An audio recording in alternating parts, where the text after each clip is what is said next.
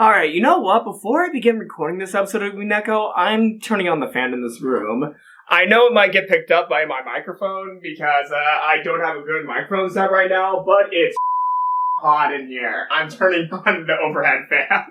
Yeah, if I still look a little bit uncomfortable at the beginning of this video, that's because I'm still cooling down a little bit. Wow. I was not expecting for things to get so hot so soon, so I probably should have, started up the fan before entering this room, but I did not think of that. I did not think of that because I actually did not know it was going to get this hot today. Wait, what's supposed to be the highest temperature today? Hold on. 82!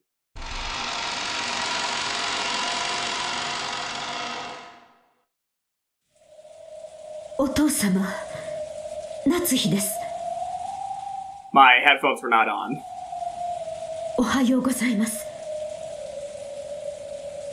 そんなので起きるわけないでしょ。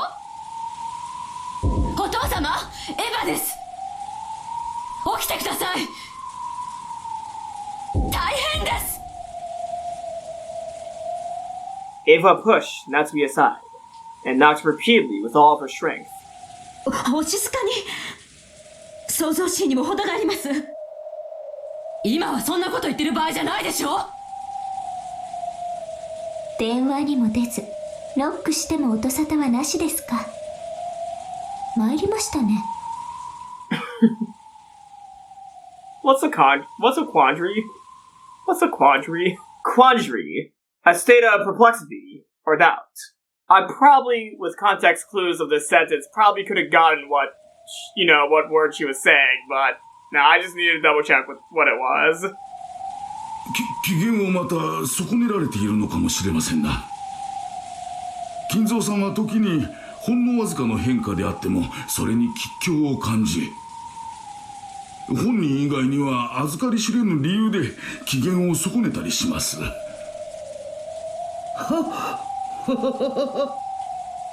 そうですわね。こういうのは何も今日だけに限ったことじゃありませんものね。じいさまってそこまで書斎に閉じこもってんのか。はい、1ヶ月以上も書斎を出られないことも珍しくはありませんので。ここだけの話、勤めている私でさえ時折親方様がいらっしゃられることを忘れることがあります。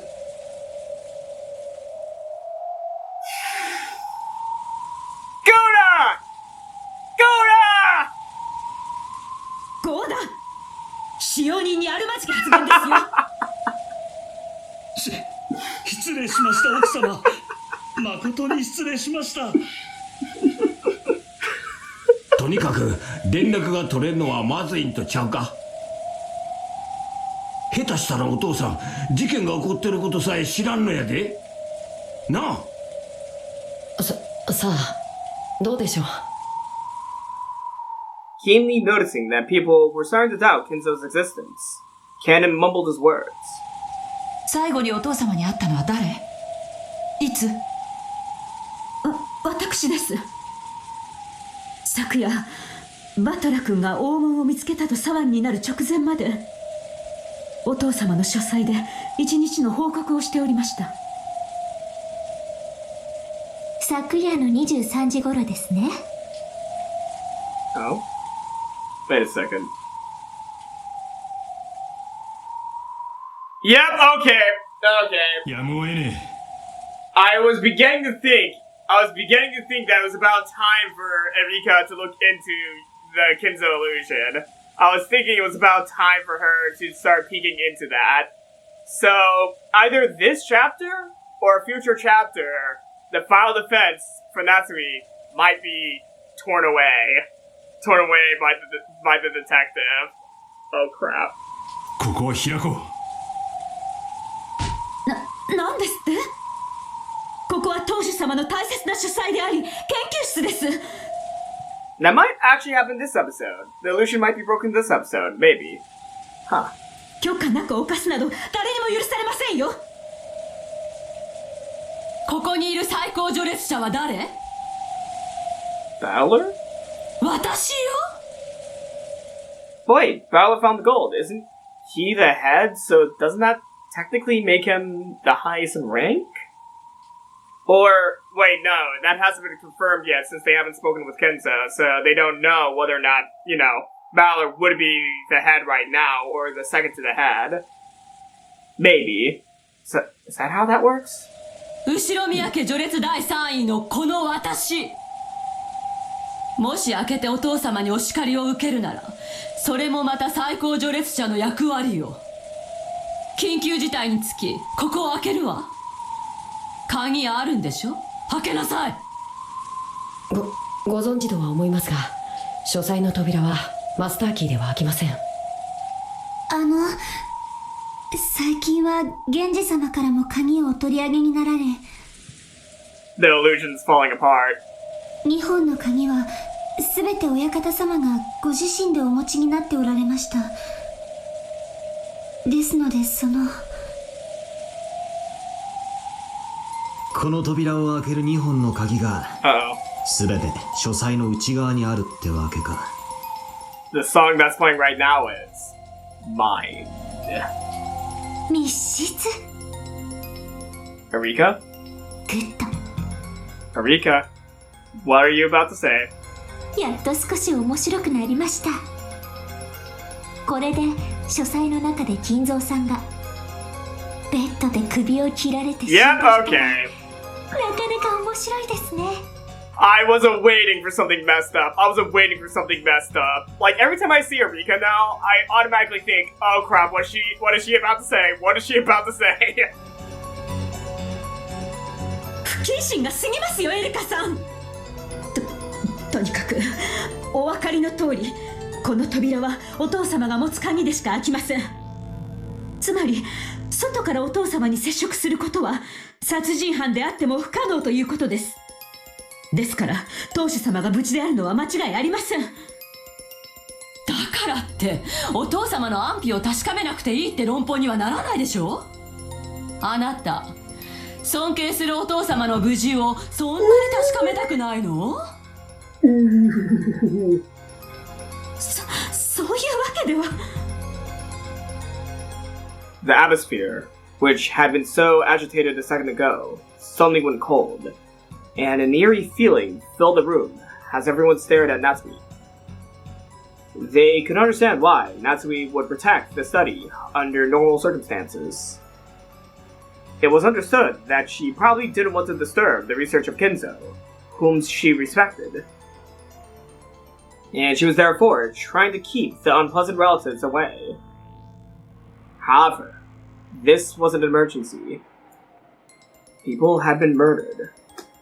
Natsuhi's persistence in keeping things quiet for Kinzo, even in a situation like this, was hard to understand from a rational perspective.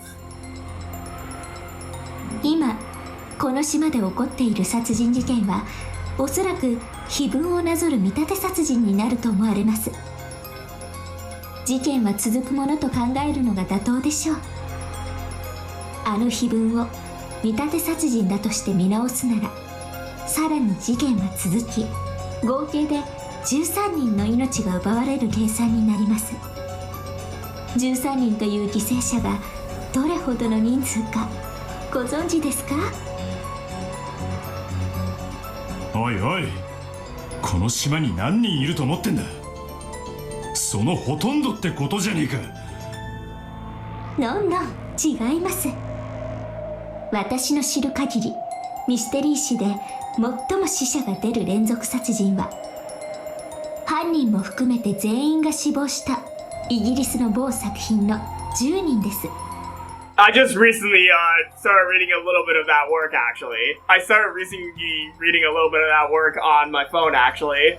日本ミステリー界では先生術師が探偵役を務めたあの作品かと。I don't understand this reference. まあ、こっちは10人未満ですが。No. Do I know this one? Wait, no, wait. Oh. It's on the top of my head. No, I think I recognize. Famous novel in which an astrologer served as a detective. Oh, I know this one. I think I know this one. Shoot. Hold on. The Tokyo Zodiac Murders. Yes, okay, I thought that plotline was familiar. I've not read this one yet. But I do plan on reading the Tokyo Zodiac Murders once I'm done with And Then There Was None. 知ってました？このまま13人死ぬと世界ミステリー史で最悪の快挙、最高の名誉、13人連続殺人事件が完成するんですよ。それどころかもしこの島の全員を殺してしまったら That would be 19 people. なんと世界最高の連続殺人ミステリーと日本最高の連続殺人ミステリーを足したよりも多い。Wait, hold on. There's gotta be some books with more murders than 19. Like serial murder novels. There's gotta be some with more numbers. Maybe. 歴史的快挙の連続殺人ミステリーが起こってしまうことになるかも。I might be wrong though. ねえ、知ってました？皆様方。I do now. I guess.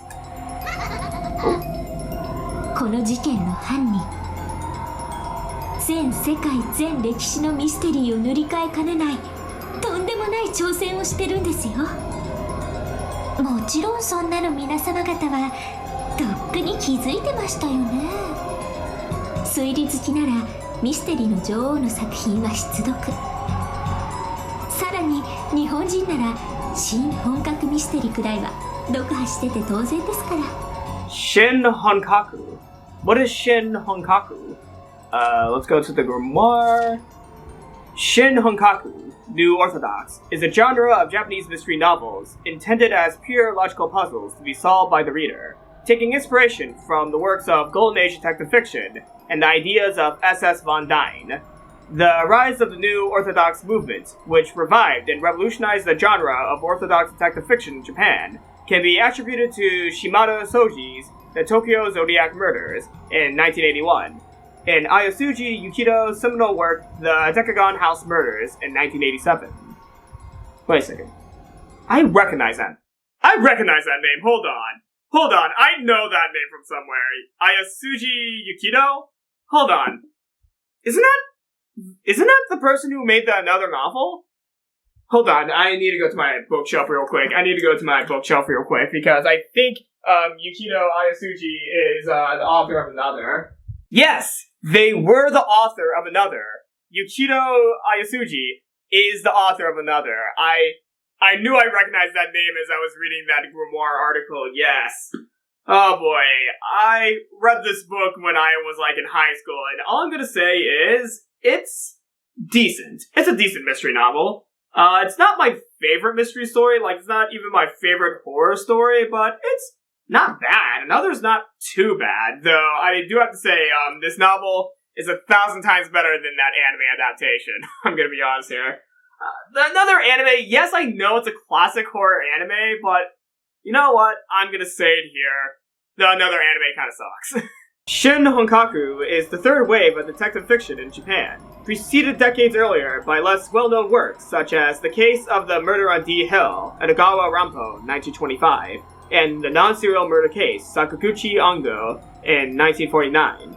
The latter was part of an earlier movement known as Shin Gasaku, New Burlesque, which bucked the trends of pre-war Japanese literature. Alright. It seems, Umineko's trying to get people to read more mystery novels. I feel like they're trying to get people to read more mystery novels by referencing so many, novels right here. They're trying to get people to read more. Which, you know what? That's a good thing. People should read more. 皆さん、本当に読書足りてます？ I try my hardest, Erika. I try my hardest. I've started reading And Then There Was None by the suggestions of this game and people down in the comments, so yes, I am getting into more reading because of Umineko. It's just that, yeah, I just need to be more prolific in my reading. ダメだな。So? へえ。 Smile Sourier. なら、お前もまだ読書が足りてねえぜ。何か私、間違いを言いました？ Oh shit, what's going on?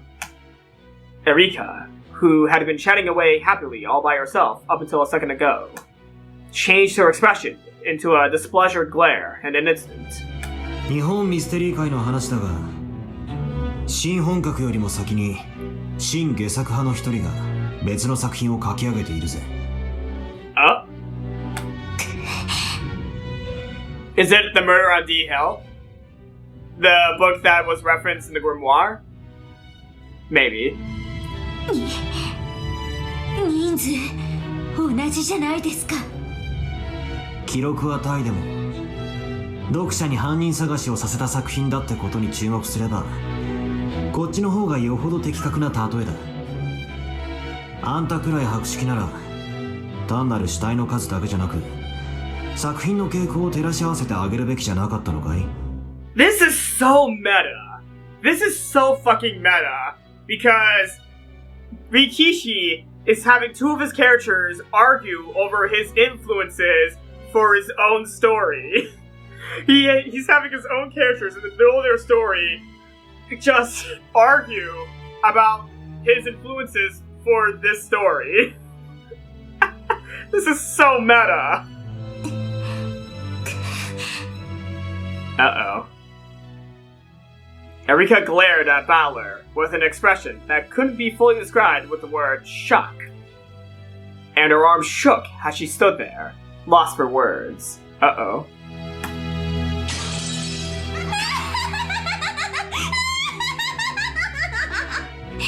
Talk about meta. 何これダッサい。超ウケる。まあ仕方ないわよね。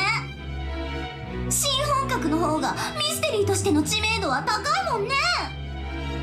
新下作派の中に推理物があったなんてうっかり見落としちゃうわよね。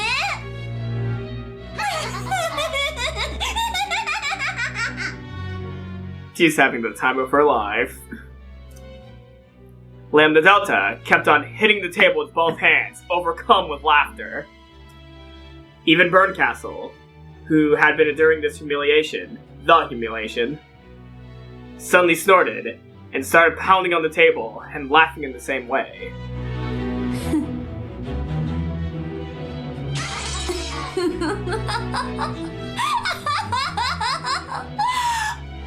面白い面白い。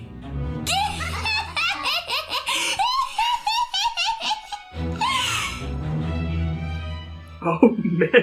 やるじゃない、バトラのコマ。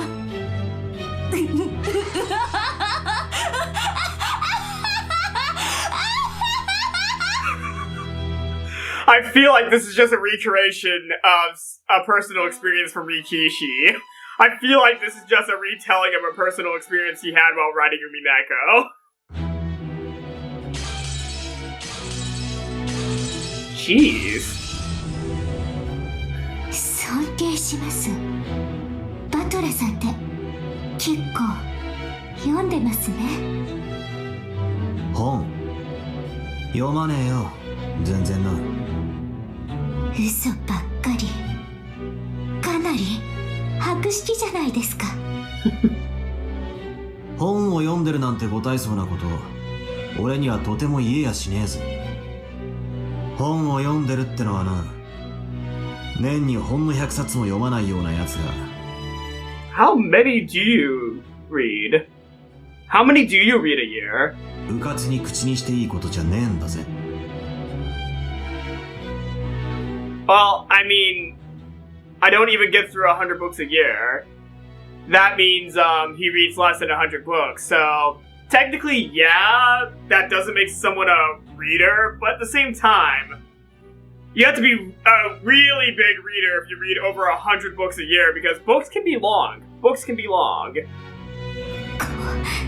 コマの文才って。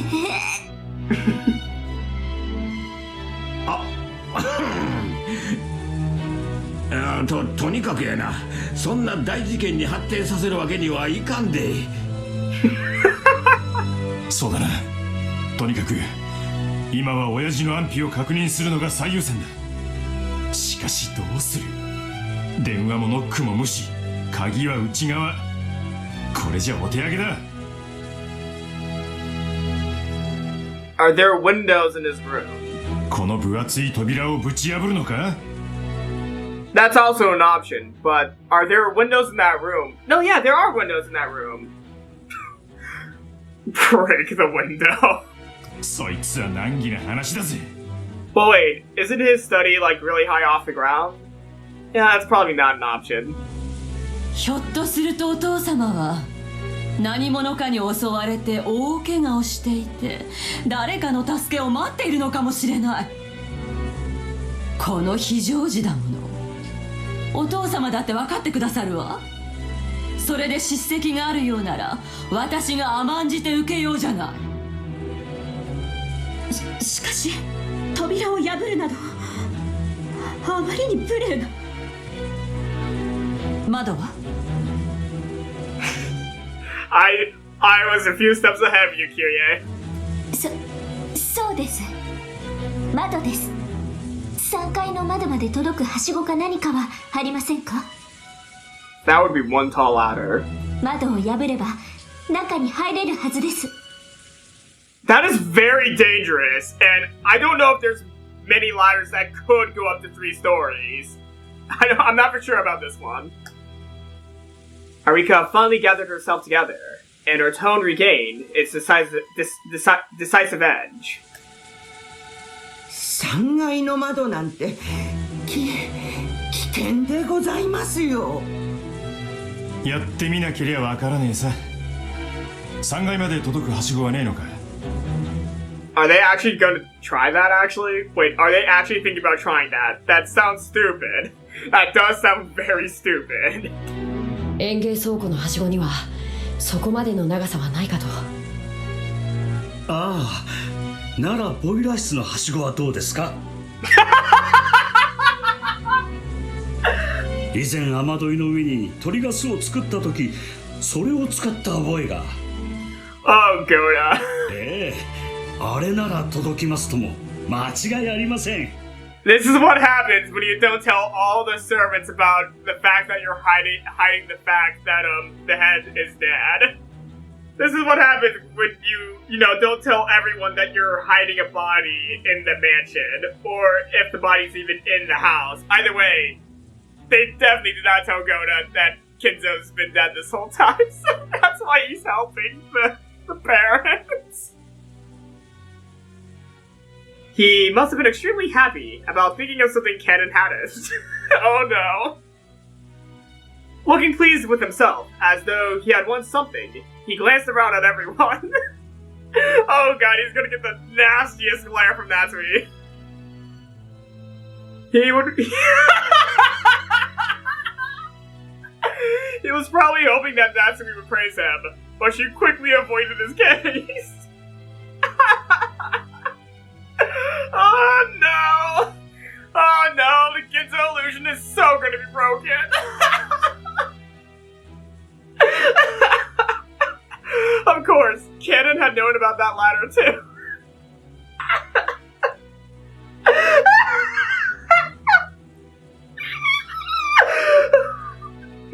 However, in order to protect Kinzo's secret, he had intentionally pretended to have forgotten. Okay, they put this upon themselves for not telling Goda the memo. Why is this funny? This is actually kind of funny. この天気ですし、風も強いです。いくらなんでも危険では。同感だ。大怪我をしても明日までは病院にも行けないのですぞ。And now everyone's trying to pick up from Goda's mistake. 中庭なら風の影響が少ないかもしれないわ。とりあえず様子を見てみる価値はあると思うけど。いやー、しかし3階までとなるとなかなかにこれが大変。鳥の巣の片付けの時もほとんどの使用人たちが尻込みしてしまい、それをこの不祥ゴーダがタンクを買って出て見事に果たしたのです。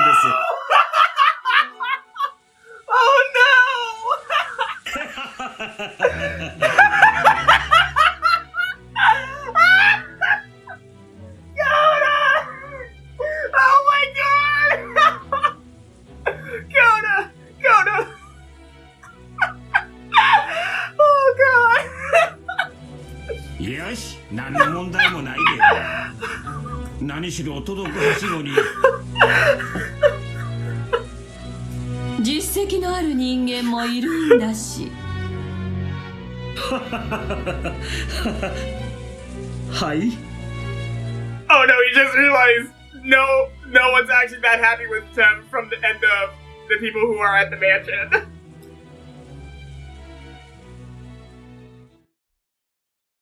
Oh? Wait a second. Oh, I thought... Wait, what's going on here? Is he about to climb up the ladder? Because the courtyard was surrounded on all four sides... Wait a second. Hold on. Kono's gonna back away because he doesn't want to try climbing that high up. No, wait! That's a chance for him to show off, but of course, he is kind of cowardly, so... Is he gonna climb up the ladder? He's gonna climb up the ladder. And he's going to be successful in surviving the climb because he wasn't dead at the beginning of the game, so... Oh, man. He unintentionally fucked over Natsuhi, and he also kind of screwed himself, but not in the regard of having Natsuhi get mad at him like I thought. No, he just realized, oh shit, I'm gonna have to climb up the ladder, aren't I? And he's gonna try to chicken out, but in order to, to be able to show off to everyone, he is gonna climb the ladder. Even though he's gonna be be freaking out the whole time. Oh, I can only imagine just as he's climbing up the ladder, he gets up to the window, looks inside, and then he just sees Kinzo lying there, dead. Oh god, I already see what's gonna happen here. Because the courtyard was surrounded on all four sides. While the rain was fierce, the winds had almost no effect. Fortunately, the roof jutted out just a bit, so even the rain wasn't so bad. よし、はしごを立てかけてみるか。Poor Kona. 気をつけろよ。怪我すんなよ。おう。Wait, what? Wait, are they having Battler climb the ladder? Wait, huh? Rudolph and Battler carried the special ladder, which was designed for work on high places. Wait, what? The two umbrellas followed the pair. Shannon and Cannon were holding umbrellas and sheltering Rudolph and Battler from the rain. 俺たちは濡れても平気だぜ。ひさしの下に戻ってな。ゴーダさん。No good, it's gonna climb the ladder. Okay. 膝の調子は悪くても、はしごクレイは抑えられるだろ。Oh no, he's not climbing. Who's gonna be climbing? So, are they actually gonna have Battler climb? Oh god. So he is backing out. Damn it. Damn it. So my imaginary scenario of him finding Kinzo dead is gonna be ruined. Balor's gonna have a fun reaction. Balor's gonna have a fun reaction though if he's gonna discover Kinzo in the study. ヒアルロン酸さえ十分ならはしごもスルスルなのですが、いや本当に申し訳ない。What? What is hyaluronan? Hyaluronan? What is he talking about? Hyaluronic acid, it's also called hyaluronan, is an anionic, non-sulfated glycosaminoglycan distributed widely throughout connective, epithelial, and neural tissues. It is unique among glycans as it is non-sulfated, forms in the plasma membrane instead of the Golgi apparatus, and can be very large. Human synovial HA averages about 7 million DA Dalton per molecule, or about 20,000 disaccharide monomers, while other sources mention 3 to 4 million Da. As one of the chief components of the extracellular matrix, it contributes significantly to cell profilation and migration, and also may be involved in the progression of some malignant tumors. The average 70 kg, 154-pound person has roughly 15 grams of hyaluronan in the body, 1/3 of which is turned over, i.e. degraded and synthesized per day. Hyaluronic acid is also a component of the group A streptocol extracellular capsule, and it is believed to play a role in virulence.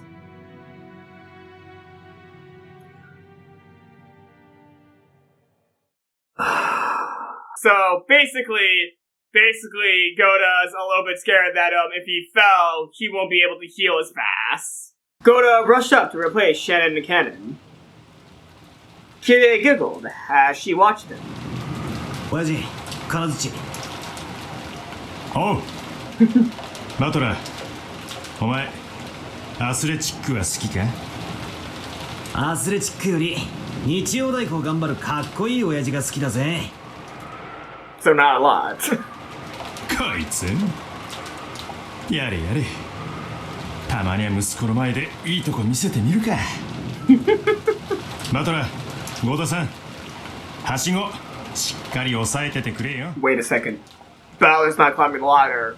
Rudolph is climbing the ladder! Rudolph is... Well, that makes a lot of sense. That makes a lot of sense since Rudolph is like the whole I'm a macho man kind of guy. Yeah, that definitely makes sense that he would volunteer to climb the ladder if Goda won't. God damn it, Rudolph. あと、ちゃんと上を見てろよ。I mean, if Rudolph wouldn't, it was going to be Balor most likely, so it makes sense that Rudolph volunteered. 俺が手を滑らせてこの金槌を落っことしちまうかもしれねえからな。安心しろよ。キャッチして親父の頭をかち割ってやるぜ。Rudolph put the hammer meant to breaking the window into his pockets. So they're actually gonna break the window. Okay, let's see how this turns out. Is Rudolph gonna find his dad dead in the study and decomposing? Or did they move the body? Then, after cracking his knuckles, he started climbing the ladder. And off he goes. ルドルフ様、大丈夫でしょうか？大丈夫よ。あの人アクション映画向きだし、それにスポーツだって得意なんだから。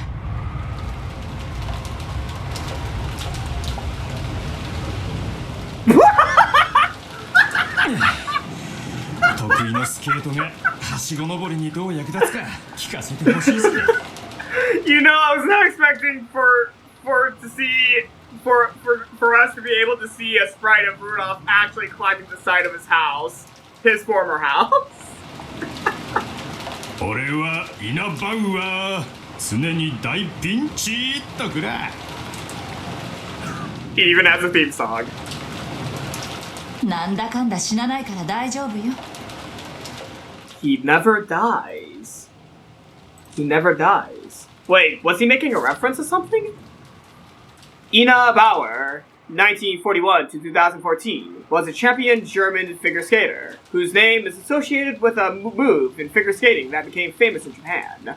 However, the reference goes deeper than this. Oh? Rudolph's voice actor, Koyama Rikiya, was the Japanese dub voice for Jack Bauer in the TV series 24, 2001 to 2010. Oh my god! He Never Dies is a reference to one of a number of comedic Japanese TV commercials for 24, in which Koyama Rikiya sings, I am Jack Bauer, always in danger. I am Jack Bauer, I never die. No way! Wait! So that's what they're doing here. They're doing... Oh my god, that's so close. clever. Once I finally, understand what they were going for. Oh my gosh. He never dies. Hold on. I need to see this commercial now. I have not watched 24, but I remember while growing up, my parents really liked that show, so I'm gonna look up that commercial real quick.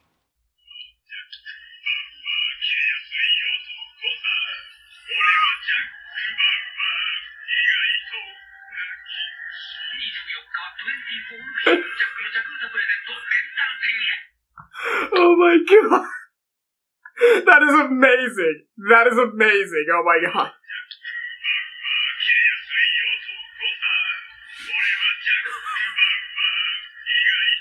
Yeah, this joke that they added in has a lot of layers. This joke has a lot of layers, and I'm glad that the grimoire explained it. それより鎧戸が降りてなくて幸運だったわ。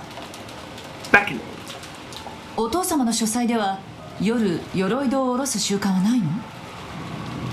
いえ、お部屋に入ることが許されている時には朝と夜に開け閉めをいたします。ただここしばらくは不要とのことでしたので開けっぱなしになっていたと思います。 Oh, if only they closed the shutters. If only they did that.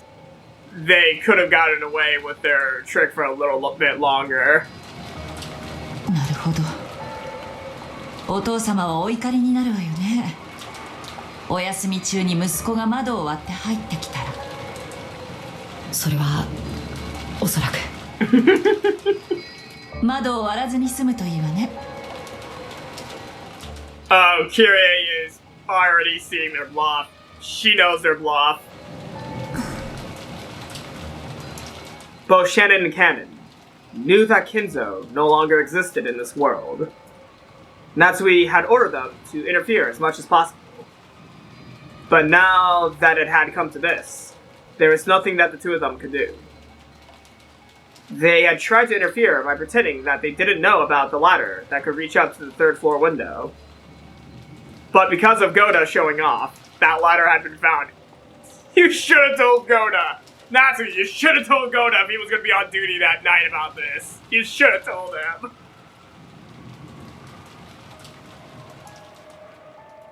Rudolph carefully climbed the ladder.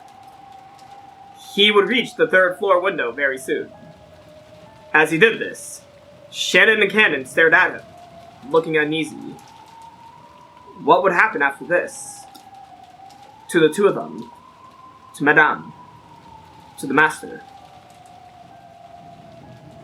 Very soon, Rudolph would reach the window. この部屋の結界ももはやこれまでか。Dead angle.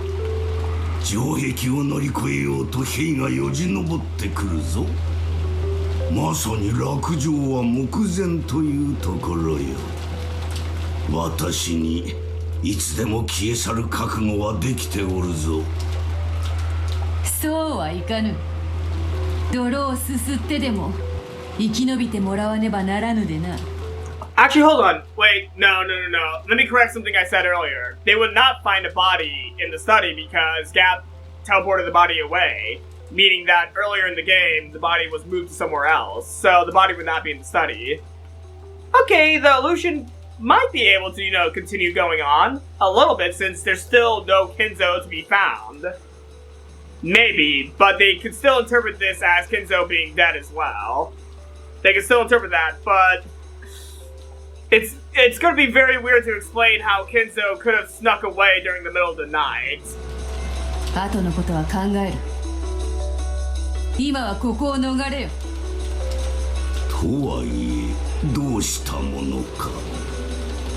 廊下には未だエヴァたちが陣取り、窓にはルドルフが迫っている。扉にも窓にも退路はないぞ。ならばベッドの下に隠れ潜むもありか。私には玉座にて待ち受けることさえ許されぬか。そなたの人生ならばそれも潔し。しかし今のそなたはわらわと夏日に生かされる亡霊よ。亡霊は亡霊らしく、ベッドの下かクローゼットに潜むと相場が決まっておるわ。その程度のことで奴らの目を欺けるのか。やれやれ。大丈夫、私がついてるわ。最後の瞬間には私があんたを脱出させる。危険だぞ。悪魔とて半魔法の毒素に焼かれればただでは済むまい。大丈夫よ。それに私そのくらいヤバくないとドキドキしないのよ。頼もしいではないか。わかった。私はベッドの下に隠れよう。お嬢様、ルドルフがもうじき窓。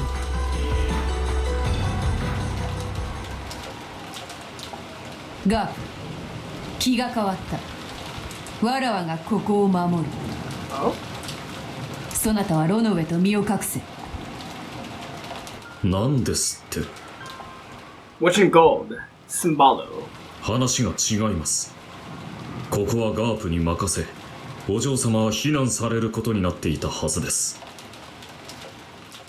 Even though Ronove should have been used to her fickleness, it surprised him for the first time in a long while. Though Beito was the powerful queen, she was also an important piece that should not be exposed to danger. Though she was strong, running to the front lines without any plan would not be a praiseworthy move. 何の気まぐれ？ただの気まぐれだ。そなたに任せて紅茶をすすってられるほどわらわは退屈を愛してはおらぬのでな。早速暴れてみたくなっただけだ。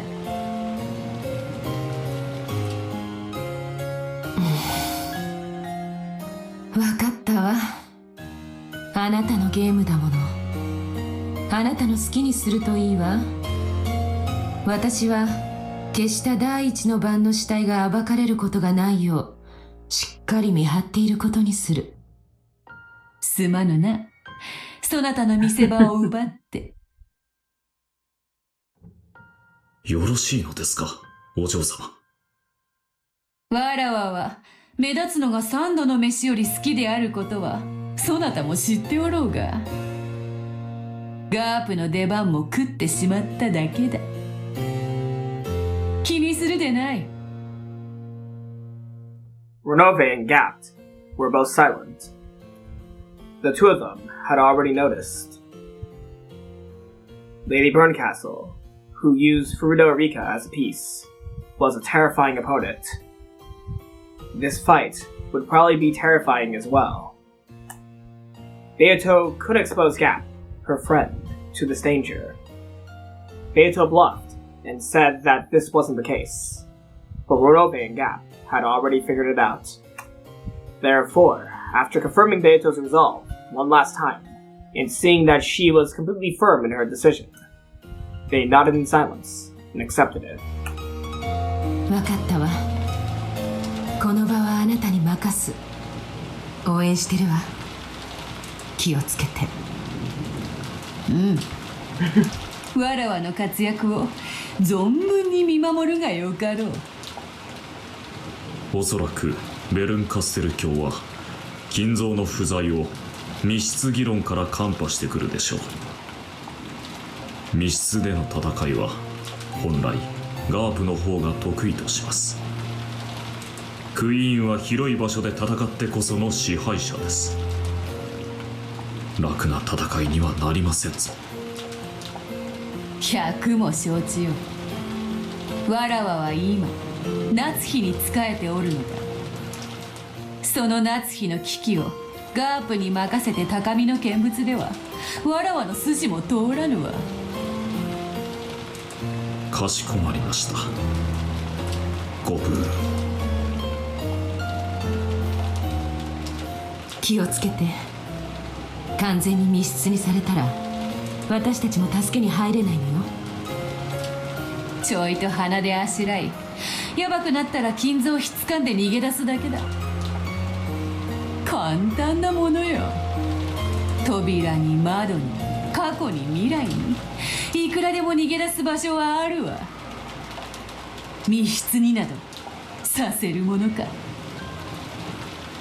姿はなくともすぐ近くで応援してるわ。頑張って。うん。Alright. May the battle begin. Gabironove became a swarm of gold butterflies and disappeared. And Kinzo melted into the darkness beneath the bed. Here we go.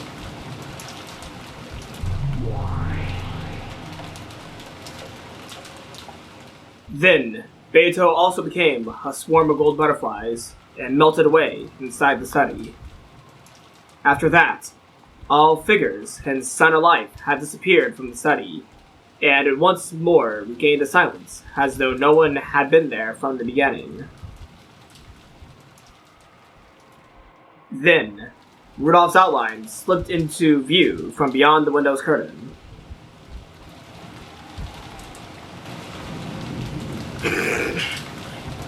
Hey. Hey, Rudolph. いるなら返事をしてくれ。親父! That is just cursed. You know what? This is just cursed. Seeing Rudolph at the window like this, that's just cursed. As he yelled, he hit the window.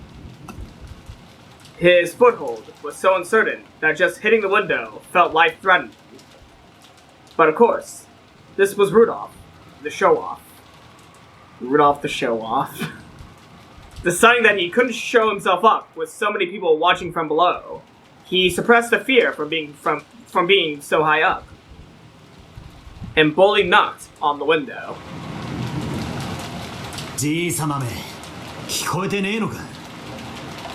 どうでしょう。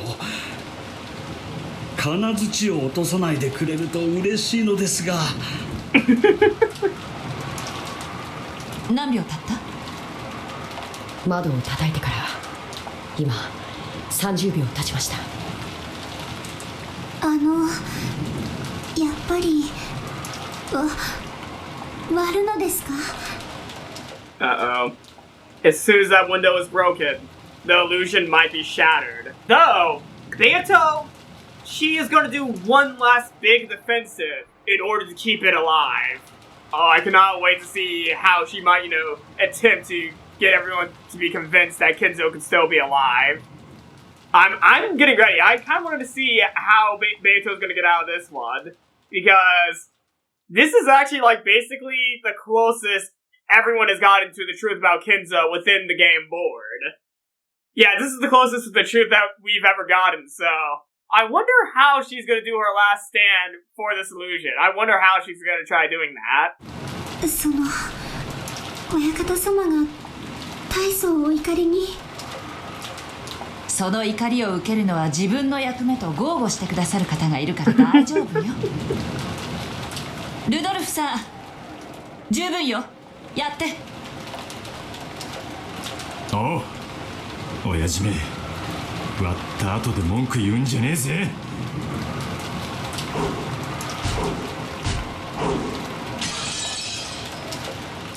He hit it several times, and eventually, a fist-sized hole opened up in the glass. Because of his unstable footing, this took a lot of effort. Using the end of the hammer skillfully, he brushed aside the now fractured bits of glass and opened the hole further, stuck his hand through it, and unlocked the window. Then, after a hard struggle, he somehow managed to open the window, and his body slipped into the study. After that, he flopped onto the floor, using his entire body to enjoy the relief of having a ground under him. 親父、ルドルフだ。The Witch of the Painting. 返事をしてくれ。 It wouldn't be an exaggeration to say that Kinzo's study was a small villa he had created inside the mansion. A study, a book archive, a place to sleep, and a bathroom and washroom. It was divided into multiple rooms. You know what? That's like the way to retire. That's like a way to retire. Just make one big room in your house into your very own, you know, apartment inside of your own house. Indeed, with all of this at your fingertips, it wouldn't be hard to spend your days in the study without ever leaving it all. The bed was empty. There were marks on it, which made it seem as though someone had slipped out, but there was no one in sight. 忍者映画だとよくこうするよね。布団がまだ暖かい。遠くには行ってないはずだ。ってね。Rudolph tried placing his hand on the bed, but he couldn't feel any heat at all. You know what? Probably the funniest thing that he could have done was his first reaction. Hey, is that under the bed? like no one else needs to be in the room. Why does Rudolph just like casually decide to take a peek underneath the bed just in case? Like I would do that. I would peek under the bed to check if someone was there. I would check if someone was there. Not only was there no heat, it felt completely ice cold. And the bed wasn't the only thing that was ice cold. The air inside the room, and even the presence about it, if that's the right word for it, even that felt ice cold. Oh? To Rudolph, it felt as though Kinzo had slipped out of this room a long time ago. しかし、清掃は行き届いてるぜ。生活の痕跡はある。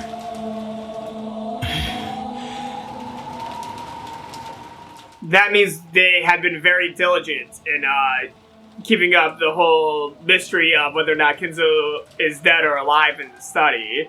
They definitely tried. I'm gonna say this now. They definitely tried. So I'm not gonna denounce them for not trying, because they definitely tried their hardest in hiding Kinzo's death. Wrinkles in the back. The slight angle of the chair. Here and there were many marks that would doubtlessly have been cleaned or fixed up if someone had come in to make the beds.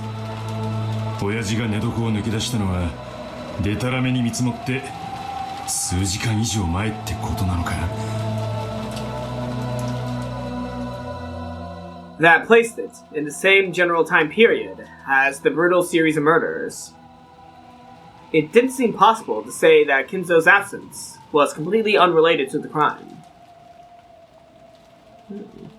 Having reached a dead end for now, Rudolph leaned out the window and told Kyrie and the others in the courtyard to come back up since he was going to unlock the door. Then, he pushed the button on the study desk and released the doors out of lock. It was gonna rush in.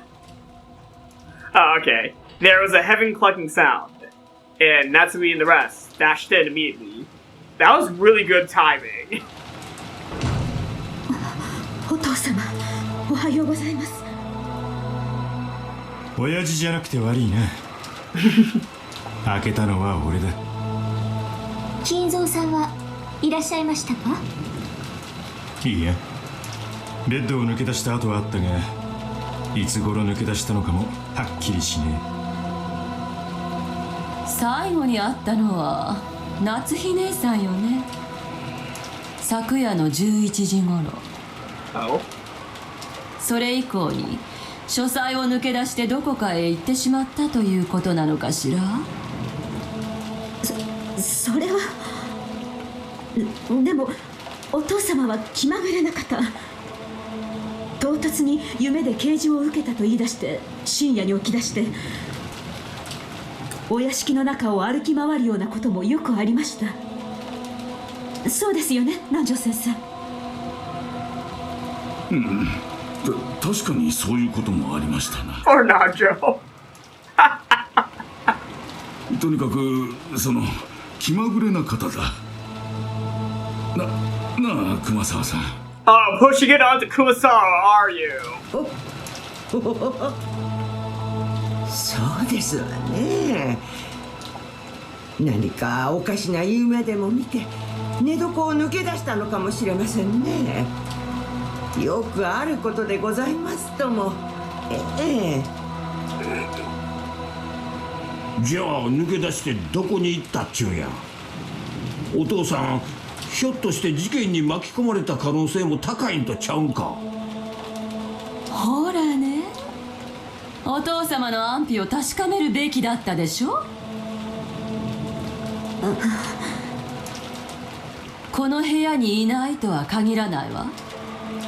ひょっとすると犯人に縛られてクローゼットの中に閉じ込められているということもあるかもしれないですね。探しましょう。当主様の大切な書斎ですよ。みだりに物に触れないように。ああ、そうだ。犯人さんに申し上げておきます。Oh? When Natsuhi heard this, said from right in front of her, her heart froze. But Erika had only just happened to be standing right in front of Natsuhi when she said it. She had directed her words to the room at large. She hadn't been speaking to Natsuhi in particular. Natsuhi turned her back on Erika, trying to make it so that her faltering expression wasn't noticed. And that's how Erika figured Natsuhi out. This is the moment where she figures her out. 私、記憶力は写真並みですので。Smile Sourier. Oh no! Natsuhi just gave herself away by reacting. 何かの証拠を隠蔽しようとして現場を改ざんすればすぐにわかります。こんなところでボロを出して私を失望させないでください。フーダニットが犯人のボロや失言で特定できるミステリーなんて三流だと思いません？ She's so caught onto Natsuhi! She's so caught onto her! She's so caught onto her by her facial expression right after Erika made the announcement to the culprit. 何を言っているのか分かりかねますが、不謹慎な発言は慎むように。お父様、いらっしゃいませんか？お返事をしてください。Natsuhi started walking around and calling out in a loud voice, refusing to let Erika say any more. There was a knock. Kyrie and the others, who had gone down to the courtyard, had returned. やっぱりお父様はいない？どっかに踏んじばられて閉じ込められてるかもね。それを探すところだ。よくこんなところにいつまでも閉じこもっていられるもんだぜ。諦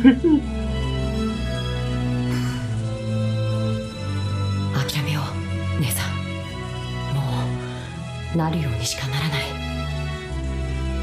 奥様はどうなさるつもりかしら。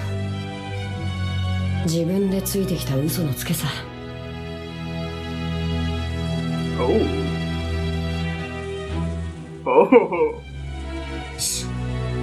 運命は神様に委ねましょう。はい。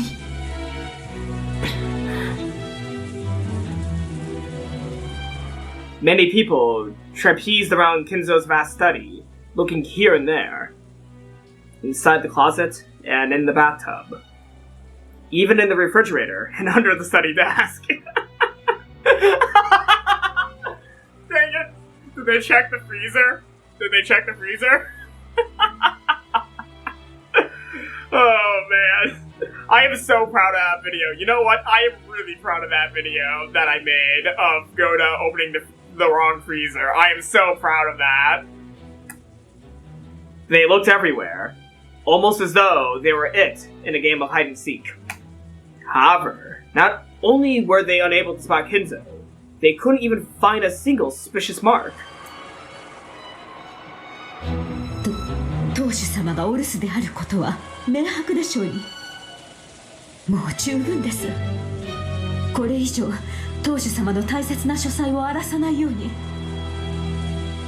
そうですよ、そうですよ。親方様は勝手に物を動かされるのを何より嫌いますからね。お父様の姿はどこにもないわ。やっぱり事件に巻き込まれたのかしら。そうと決めつけるわけにもいきませんが。Natsuhi averted her gaze once more. 大丈夫だ、夏日。まさに背水の陣というところですね。万一書斎に踏み込まれた時にはどこかへ散歩にでも行っているのだろうとごまかすつもりでいました。しかし殺人が起こり大勢が殺された屋敷内をのんびり真夜中の散歩としゃれ込んでいた。では誰も納得はするまいな。私ならばむしろ本当にやりかねんが。こらこら金蔵、おとなしくベッドの下に隠れておれ。大丈夫だ夏日、落ち着くがよい。いるものをいるとは断じれようが、いないものをいないとは断じれぬ。すなわち人間の世界はいようといまいといることのできる世界なのだ。そのいることのできる影こそが我ら魔女の悪魔の世界。 Devil's proof. 悪魔の証明ですね。だから悪魔の力がそなたを絶対に守るぞ。お父様と夫の名誉が守れるなら、私はこの身を悪魔に捧げようとも構いません。良い覚悟だ。案ずるな。絶対に金蔵は殺させぬ。Oh? At that moment, a dry sound suddenly rang out. Twice. Erika clapped her hands, seeking everyone's attention. Though such an action should have been above a guest's place. For some reason, it already felt like a natural right for her of hers. After all, she was the detective. これでもう十分と思います。 Suspicion. この書斎に後宮金蔵さんの姿はありません。ああ、隠れられる場所は全て探したぜ。親父の姿はない。そして不審なものも何も見つけられなかったわ。ええ、何も見つけられませんでした。 Rika said it again. They hadn't been able to discover anything. ならこの部屋にいつまでも長居するべきではありません。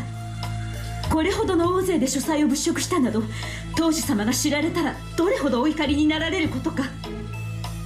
エヴァさん、あなたは責任を取られる覚悟があるとおっしゃいましたね。生涯絶縁されるくらいの覚悟は終わりなのでしょうね。それを決めていいのはお父様ご自身だわ。あんたが決めることじゃないわよ。お静かに。状況を整理したいと思います。昨夜の23時に最後にこの部屋で金蔵さんにお会いになられたのは夏日さんですね。それをどなたか証明できますか？証明？ええ、そうです。だって夏日さんが本当に昨夜の23時にここを訪れたかどうかは夏日さんしか自称していません。金蔵さんが昨夜確かに夏日さんがやってきたと証明してくれればいいのですが、その肝心の金蔵さんがおられませんので。アリバイはミステリーの基本ってわけ。ええ、そうです。アリバイは大事です。どうせ推理の役にはほとんど立たないのですが、その辺の重箱をつつかないといけないとお作法で決まってますので。昨夜の殺人のアリバイ探しなんてやってもないくせに、じい様の失踪についてだけはアリバイ探しをするのかよ。本当に気まぐれなやつだぜ。ご安心を。もちろん第一の晩の殺人についても後ほどみっちりとアリバイについて全員に確認させていただきますので、こうご期待を。Well, Balor's alibi is gonna be one of the worst ones because he was in the room.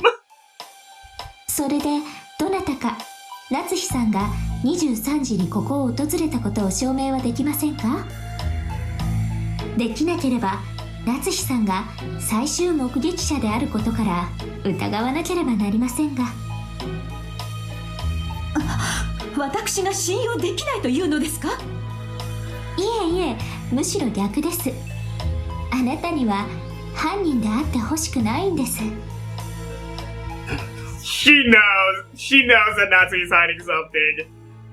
Just the way she's wording things makes me feel like Erika's just figured Natsuhi out earlier. だってすっごくつまらないじゃないですか。一番怪しい人物が本当に犯人だったなんて。I've been saying that since episode 1! I've been saying that since episode 1. Well, technically, I have been saying the most suspicious person who's the first to be suspected is never the culprit. I've been saying that since episode fucking 1. Though Erika didn't exactly say the exact words I had, but jeez. Erika practically just repeated what I've been saying for like 80 videos. Well, I mean, Natsuhi has been hiding the fact that Kinzo's been dead this whole time. Like, that is her only crime that is confirmed, really. But there's nothing about her being the murderer. There's been nothing said about her being the murderer, though. Yeah, she is guilty in the regards of, hiding the fact that Kinzo's dead. But she may be the most suspicious person about the murders, but I don't think she is the killer. 夏日さんが怪しい？待ってくれ。どうしてそういう論法になるんだね。そうですとも。奥様が怪しいなど失言にも程があります。静かに。南條先生、ゴーダ、ありがとう。エリカさん、それだけの無礼な発言をなさるに足る根拠は終わりなんでしょうね。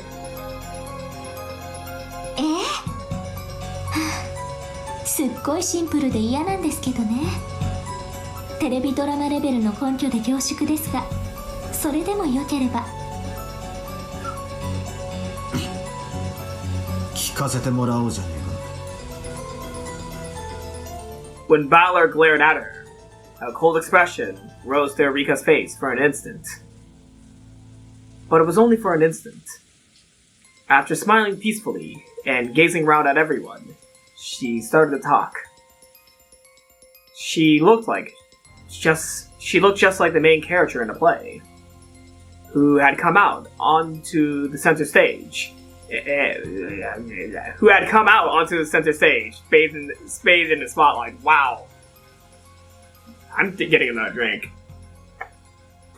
Wow, okay. I don't know how I messed up that. She looked just like the main character in the play, who had come out onto center stage, bathed in the spotlight. 今朝の話です。殺人が起こって大騒ぎになった時のことを思い出してください。事件のことを金蔵さんに伝えたいけれど、いくら電話しても出てくれない。その時のことです。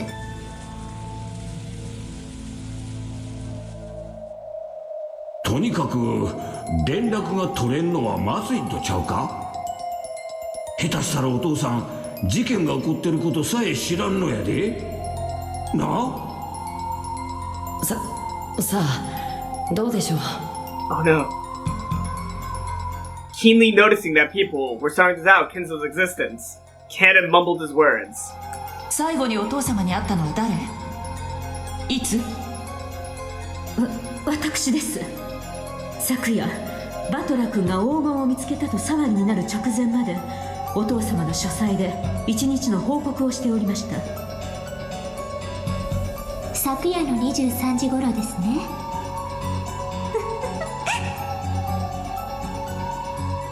Erika chuckled significantly.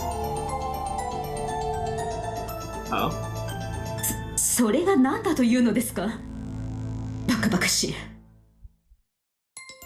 多分キリエさんも狙って振ったんだと思います。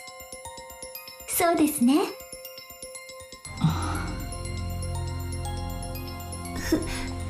振ったとはどういう意味でしょうか？ひょっとすると誰か引っかかるかと思って。Oh? そうですね。ありがとうキリエさん。実はあの発言はあなたがなさらなければ私がするつもりでおりました。最後に親方様に会ったのは誰かという質問にそんなにも意味があるというんですか？ Yes. I'm gonna say yes, because I'm not 100% sure where they're going with this, actually. はい。状況的に考えて最後に会ったのは誰？という質問に対し夏日さんが私ですと即答するのはとても不自然なんです。Oh, who saw him last? Oh, I get it. どうしてですか？奥様は包み隠さず真実を。静かに。それがどう不自然だというのですか？どうしてあなたは23時以降金蔵さんが誰とも会わないと確信できるのですか？ Clever wordplay. Yep, I knew that's what they were going for. I knew that was what they were going for. それはお休みになられたのを見届けたからです。普通に考えればその後朝までお休みになられ誰とも会われないだろうと考えるのは自然なことです。状況的に考えて最終目撃者は何かの関与を疑われかねませんでした。普通の人間なら夏日さんと同じ立場だった時は最後に会ったのは私です。23時に会いましたとは言いません。ですね、キリエさん。ええ、そうよ。普通の人間だったなら23時に会ったのは私です。しかし私が最後に会った人間かどうかは分かりません。になるわ。グッド。最終目撃者だと名乗ることは普通困難なんです。自分が目撃した後に誰も目撃できないと確信できる理由をご存知でない限り。 So this is a third-rate mystery. I'm sorry, I had to. 三流ミステリーですと最終目撃者は大抵犯人で自分が殺したのだからその後には誰とも会えるわけがないとこういう論法で進むわけですが。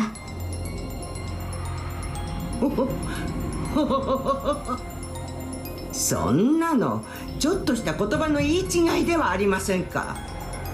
そんなに目くじらを立てて取り立てるほど。そうだそうだ、そんなのは揚げ足取りだ。そんな言葉尻だけで夏日さんを疑うのはちょっと早とちりなんじゃないかね。それに誰も目撃できないと確信できる理由とあなたはおっしゃいますが、それももちろんあるではありませんか。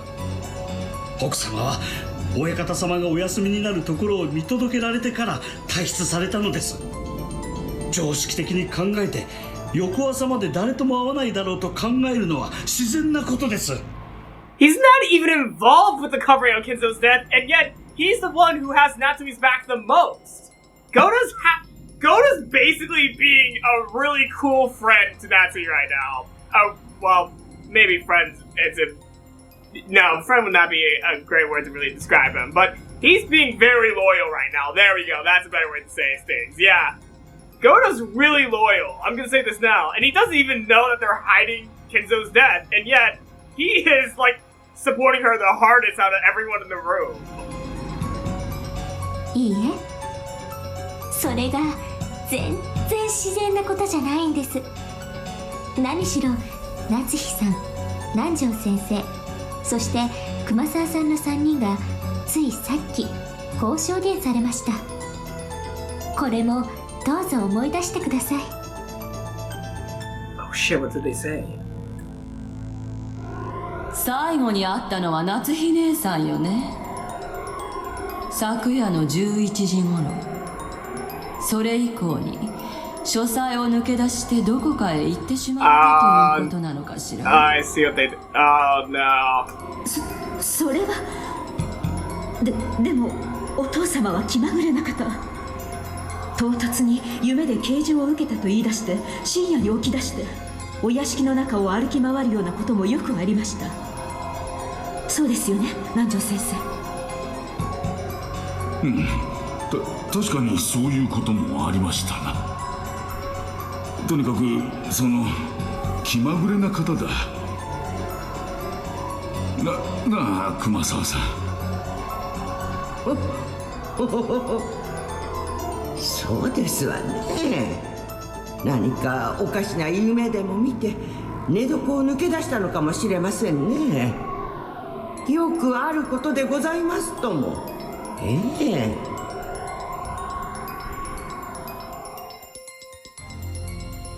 ああ、じい様が深夜に突然寝床を抜け出すこともよくあったと証言してるな。グッド。バトラさん、なかなかの記憶力です。つまり夏日さんをはじめとした後宮本家の方々は金蔵さんが深夜に気まぐれに起き出して徘徊する可能性があり得ることをよくご存知でした。そしてそれはよくあることだと認識されていました。おかしいじゃない。お父様がよく夜中に徘徊することがあると知っていながら朝まで寝床を絶対に抜け出さないなんて確信できるわけがないわ。ねえ。I feel like this is slightly looking too much into things, even though they're on the right track. They're on the right track. They're looking way too into the one thing Natsuhi said upon Kirie's question. They're looking way too much into it and jumping straight to conclusions. They're jumping straight to conclusions, but they're not wrong, so... Yeah, they're not wrong. At the same time, I feel like they're slightly jumping the gun still.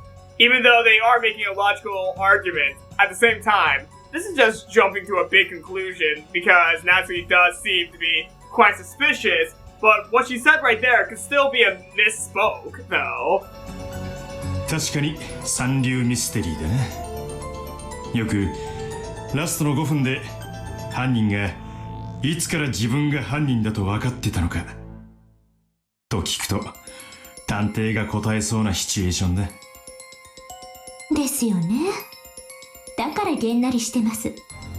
これで本当に夏日さんが犯人だったらお茶の間ミステリー一家ですから。だから私夏日さんの疑いを真っ先に晴らしたいんです。このミステリーが三流じゃないってことを一番最初に確かめたくて。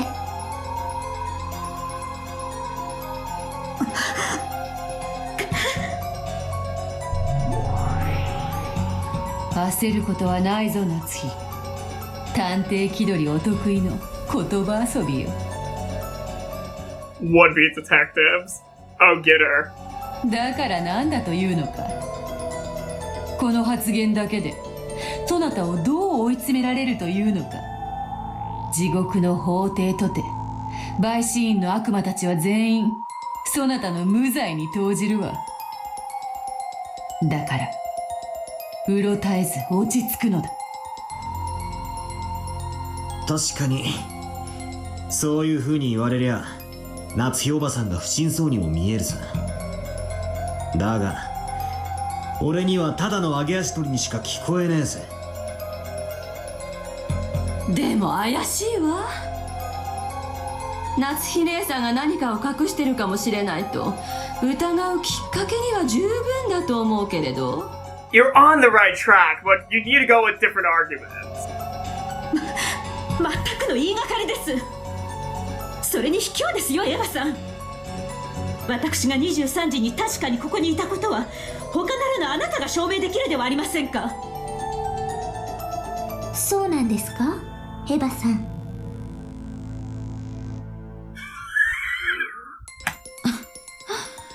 あら、そうだったかしら。ごめんなさいね。How did you forget? 何しろあの時は黄金が見つかったと気が動転していたから。今の今まで夏日姉さんに会ったの忘れていたわ。 You tried rushing into the study. Come on, how do you forget about that? エヴァさんが夏日さんが23時の目撃者であることを証明できるのですね。ええ、残念なことにね。夏日姉さんの言い分を一部は認めることができるわ。この部屋から出てきたということだけはね。何が言いたいのですか。私が言いたいのはこういうことよ。いいえ、ずっと前から言いたかったの。こんな悲惨な殺人事件の真っ最中にこんなことを言い出すのは本当に場違いだと分かっているけれど、今がちょうどいいタイミングだから言わせてちょうだい。分かってるわよね、夏日姉さん。Oh.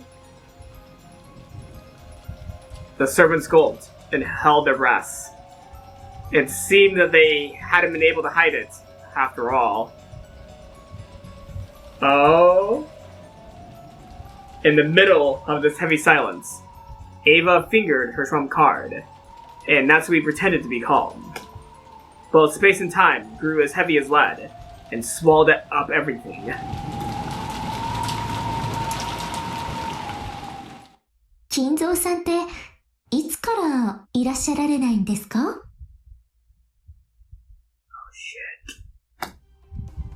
Azure dear, Erika's words, spoken almost casually.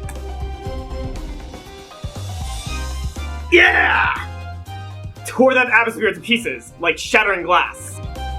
はっきり言うと、俺たちは今年はおろか、去年の親族会議でさえ会っちゃいねえ。そうや。わしらは去年の時点から疑っとった。息子たちが殺されたこんな時にこんなことを追求するのは場違いかもしれんとは思っとる。だがひょっとしたら事件と関係があるかもしれんから今追求させてもらうで。夏日姉さんたちにはお父さんの死を隠す動機があり得るの。お父さんの財産を横領しているかもしれない嫌疑よ。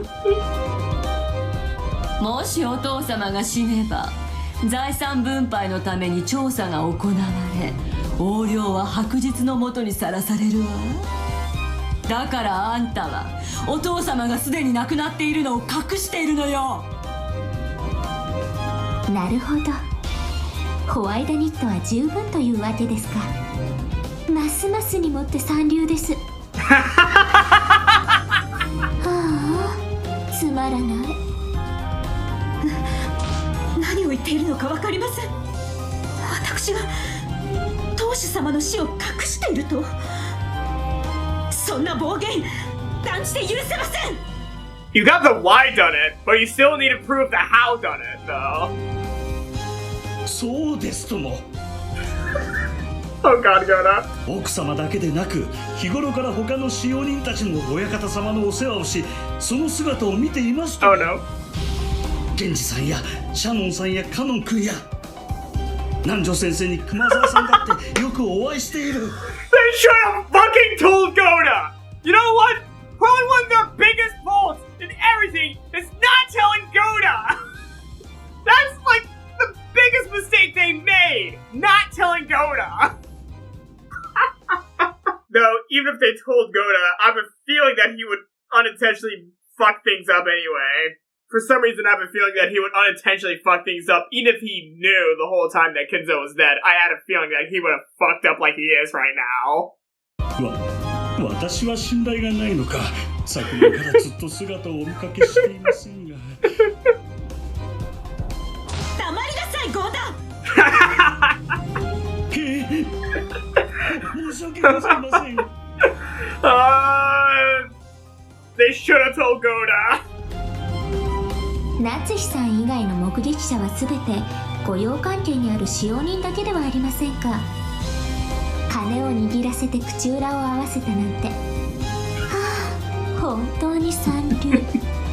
くだらないくだらない。がっかりですよ、夏日さん。だからもう断じてしまおうと思います。何をですか。後ろ宮金蔵さん、何か招かれざる客人よ。あなたは存在していませんね。遺産問題であなたの死を知られたくない人間たちによってその死を隠蔽された亡霊です。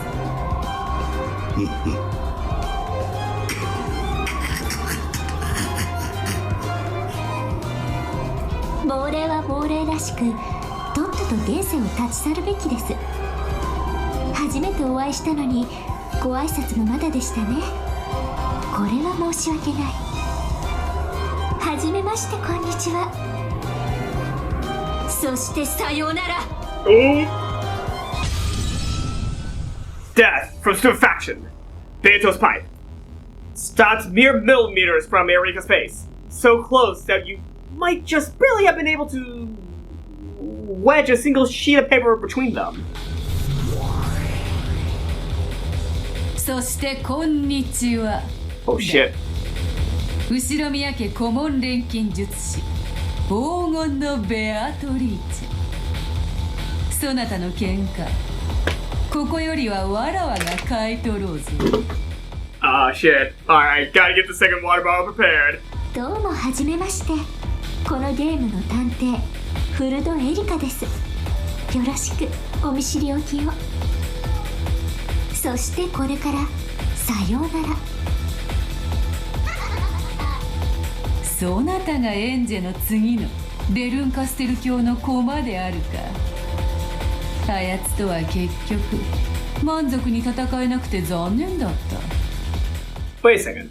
Is this Beato or Beatrice? I think this is just Peace Beatrice, yeah. Okay. Wait, how are they in the meta? 今度こそ手合わせできて嬉しいぞ。ベルンカステル教の駒。我が主は全能にして万能。間抜けならあなたとは比べ物になりません。どうかよろしくお手合わせを。冷静よの。こうして魔女が登場してこれから魔法やファンタジーで戦おうというのにな。バトラ程度ならこんなのミステリーじゃないって泣きわめいて土下座しているところだぞ。ああ、ミステリーでも最近はそういう異世界もポピュラーですので。メタ的な空間から安楽椅子に座って推理を行う探偵さん、あなたはご存知で？ I don't understand this reference, but I'm not gonna look it up right now. 時代交渉をわきまえよ。その作家のデビューは来年だ。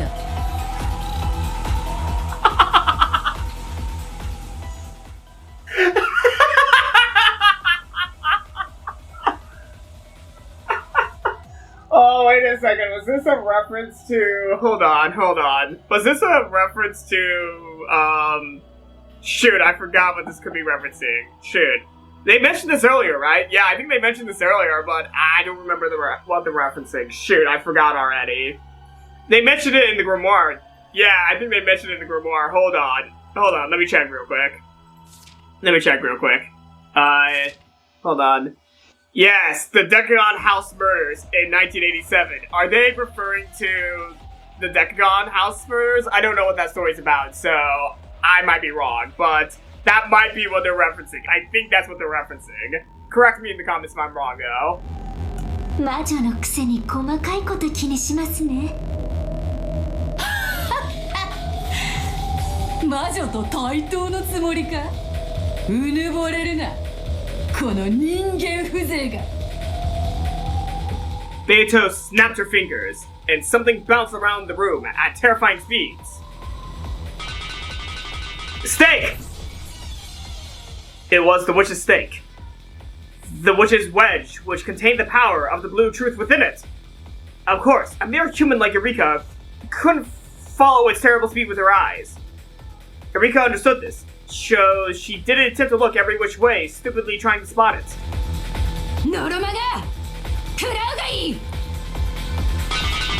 Oh no. With a terrible sound, Lucifer's blue stick buried itself into Erika's right collarbone. It shot all the way through and out of her back. Shit. Spinning as she rebounded off the walls, Lucifer landed in front of Beato and disappeared, laughing shrilly. Erika wasn't blown aback. However, a blue wedge was stuck deeply into her. これが青き真実とやらですか。 Wait, what is the blue truth that Beato stuck into her, though? では、ご講説を賜ります。 Oh, we're about to hear it, yeah. 23時に夏日が金蔵に出会った可能性を否定はできぬぞ。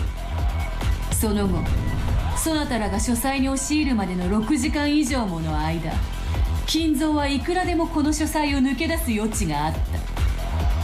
以上により、金蔵が存在しないとそなたに断言はできぬわ。Beato announced that, with an expression worthy of her title as a witch. Erika, on the other hand, was silent. Was she too shocked to speak? There was no anguish in her expression. She was just quietly listening to Beato's blue truth. No.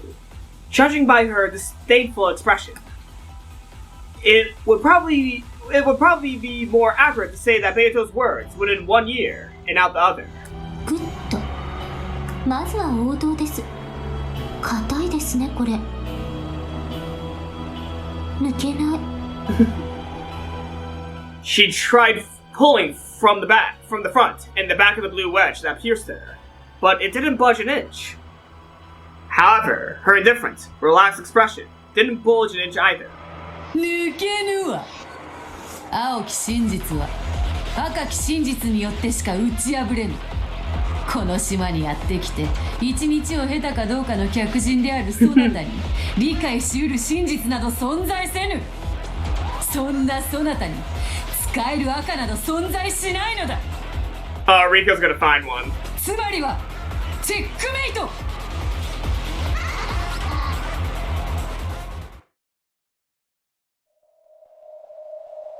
なるほど。ここはそういう空間ですか。なら、魔女と戦うにふさわしい駒が必要ということですね。Oh? 私は探偵。人間の犯人を相手にするのを役目としましょう。あなたは魔女。魔女やら悪魔やらを相手にする役目なら、ふさわしい駒がいます。So wait. So Erika can summon her own piece even though she's already a piece of Burn Castle? Okay. ご紹介しましょう。Justice! ミス・ドラノール、あなたの出番のようです。Delanar. Alright. ドラノール。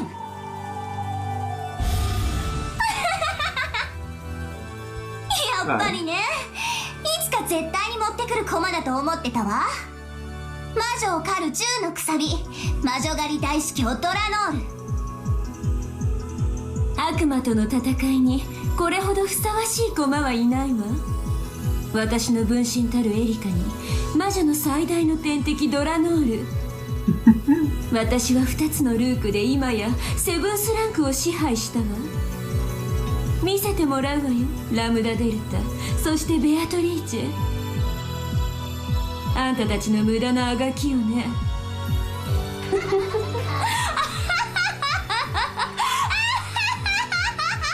I have to say, I love Berncastle's laugh. I love Berncastle's laugh. Alright, who is this Delner?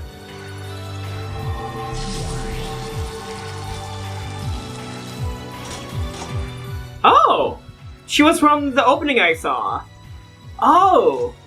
The air shone brightly, and the piece Erika had guided there showed its form.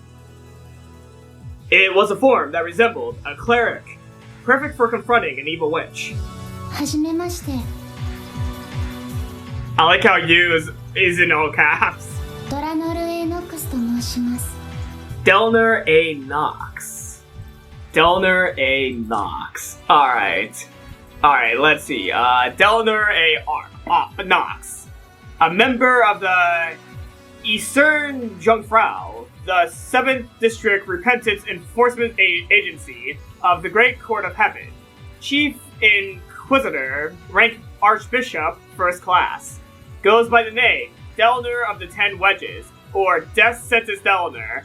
She gets the name Death Sentence because, though Inquisitors normally judge their targets to determine whether they deserve the death penalty or not, Delner, as the Chief Inquisitor, is only dispatched after a case has been vigorously inspected by the Great Court. Therefore, the very act of dispatching her is equivalent to a death sentence.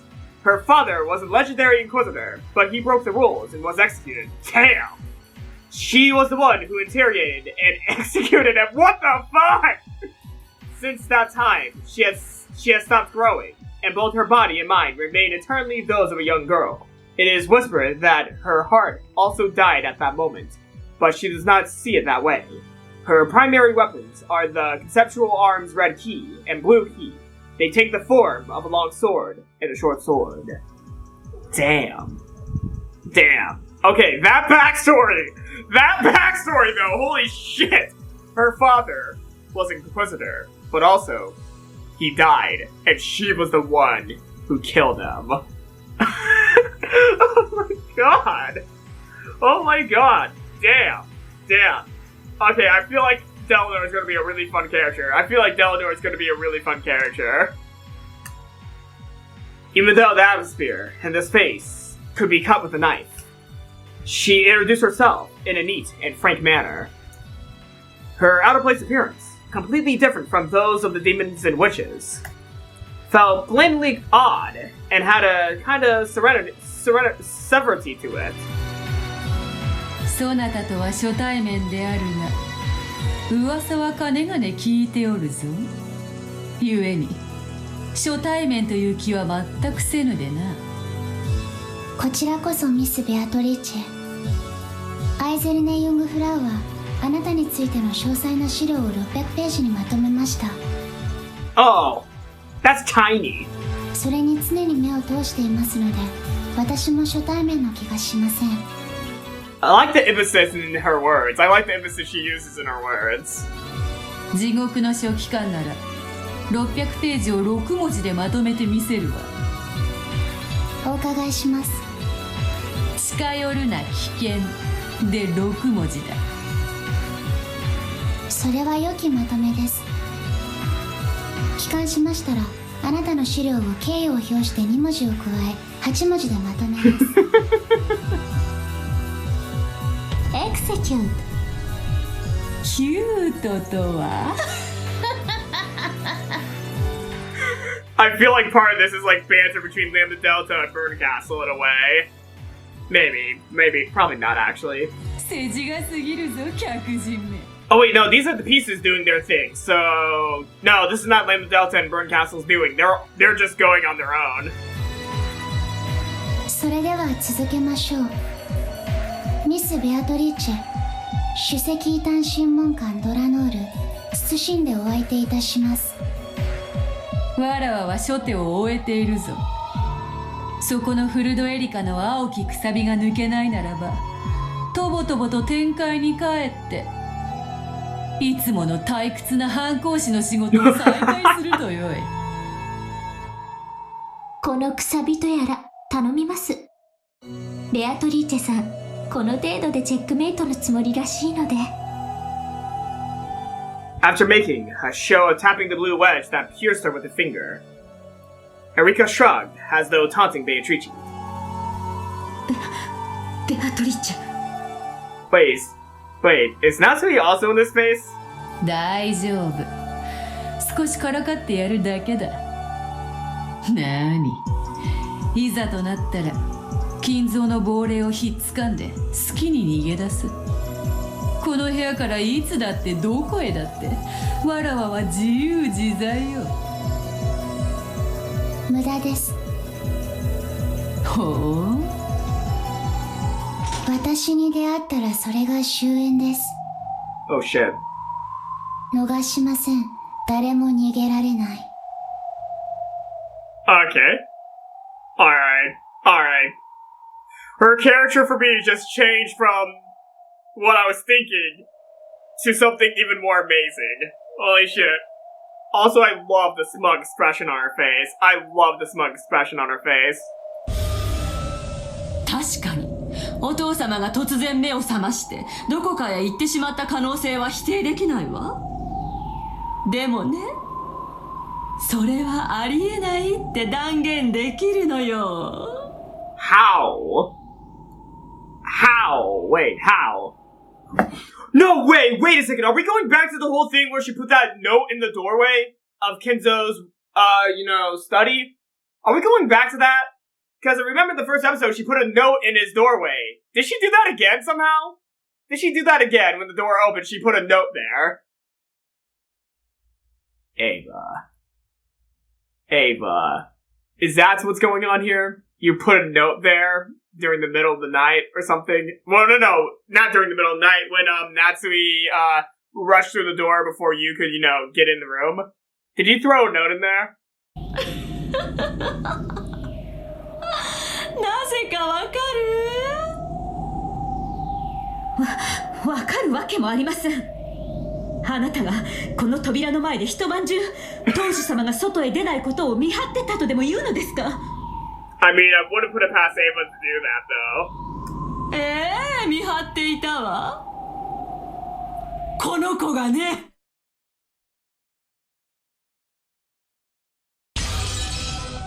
AICL. 金家、謹んで申し上げる。Wait, what the fuck? Wait, what? Who are you? Gertrude? What? この扉より出入ること叶わぬと知るべしと申し上げ立てまつる。What? 英死体、書斎扉の封鎖を命じる者なりや。The doors to heaven opened with a strong, unrelenting radiance like the sun's. And Daldor's subordinates appeared.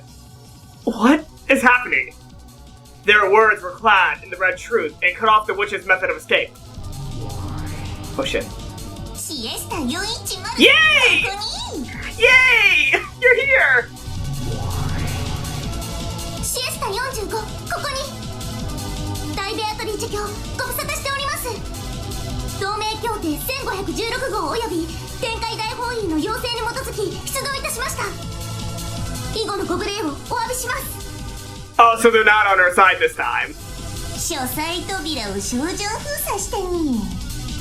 扉に近づかない方がいいと思いますね。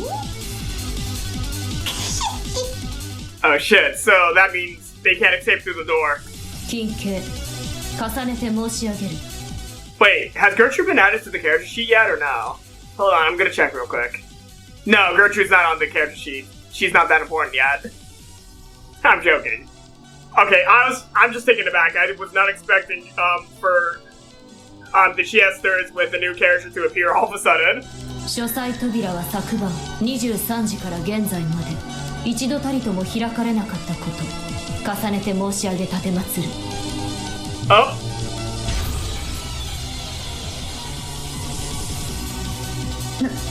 何ですかその紙切れは。 It's the fucking paper! It's the fucking paper! I knew it was gonna be the fucking paper!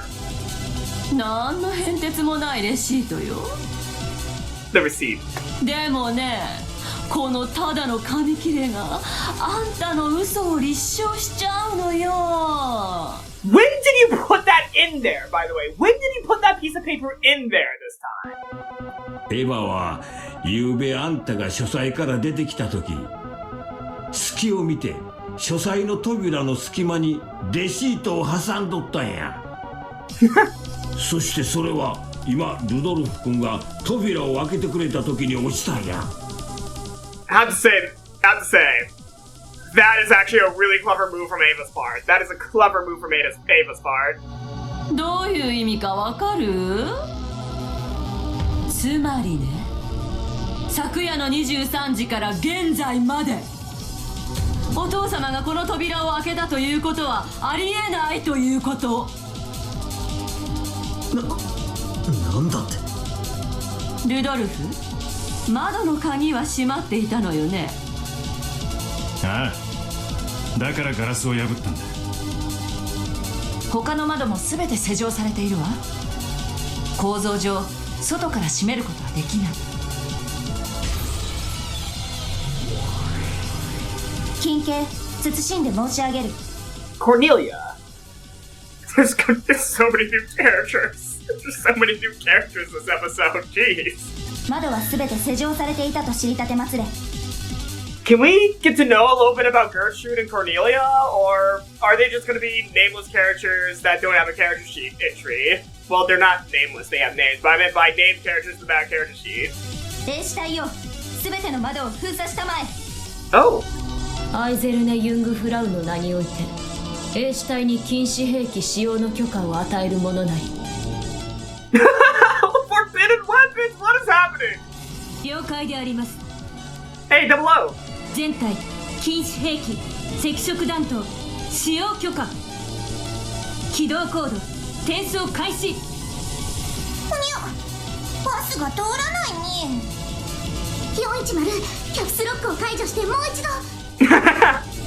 シエスタ隊は書斎扉並びに全窓を小銃封鎖完了。物理、概念他一切の通過が認められた場合、無警告で射撃することを大ベアトリーゼ卿に警告するであります。 Damn, she's getting cornered, isn't she? 大天使衛星4機よりデータリンク。誘導方式、氷結型概念誘導。しかも赤色弾頭ときたね。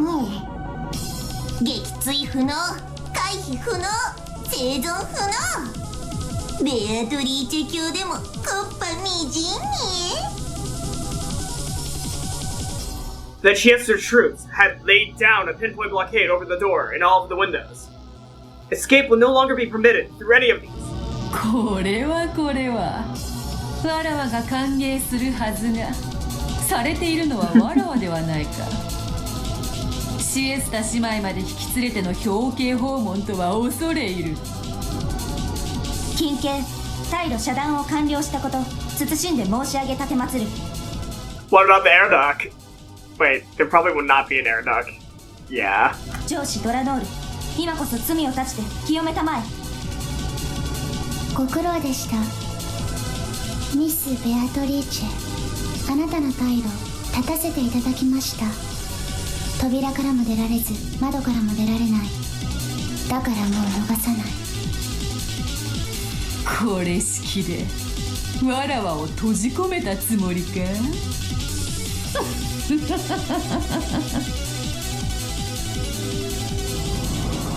I heard a ding. I heard a ding. I heard a ding. Alright.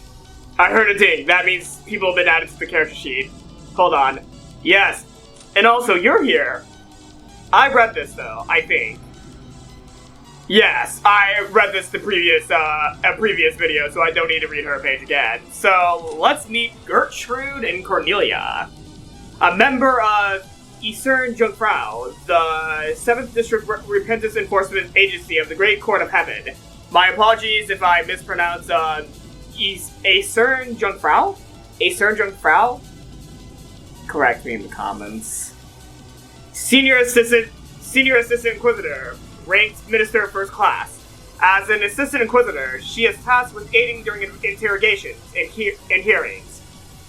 In practice, execution ends up being the primary focus of most missions, and so she is usually assigned to the job of using barriers to block the target's means of escape. On duty, she is calm, flawless, expressionless, and emotionless. However, in truth, she is quite compassionate and is loved by many of her juniors. She has already passed the exam to become a full inquisitor and was offered a position in a different district, but she refused. She continues to serve alongside Delanar, to whom she owes great debt, waiting for a reassignment under her. Therefore, she is an assistant. She is treated as an inquisitor. Though she is an assistant, she is treated as an inquisitor, Archbishop, 3rd class. Cornelia, a member of Cern Jungfrau, the 7th District Repentance Enforcement Agency of the Great Court of Heaven, Assistant Inquisitor, ranked Minister 3rd class. She has attained high grades in academic exercises, but this is her first time on the job. She possesses a strong sense of justice, and is currently cramming for exams to become an Inquisitor like Dalador. Her current goal is to become more like a veteran assistant, Gertrude. She actually has a zealous personality, but she pretends to be emotionless in imitation of Gertrude. She is too innocent and pure for one connected to hearsay hearings, not treaties, and she knows nothing of the dirty jobs and dark side of the profession. Gertrude intentionally selected her for this mission, which stinks of Senate conspiracy. She did this to give Cornelia a chance to ask herself whether this sort of job really is the right one for her. Alright, Cornelia and Gertrude. Alright. The Inquisitor in Heaven and her subordinates surrounded the witch. The subordinates used the powerful barrier to cut off Beato's methods of escape. Demons prefer the fight, and as a result, they sometimes allow their victims to escape. However, angels prefer to block off patches of escape, and as a result, they eradicate their targets without fail. つまりこの書斎は夏日姉さんが昨夜就寝前のご挨拶とやらからルドルフが扉を開けるまでの間完全に密室だったということよ。ならお父さんがここにおらなあかんはずや。しかしお父さんの姿は影も形もない。こらどういうこっちゃというわけや。Natsuhi's cornered.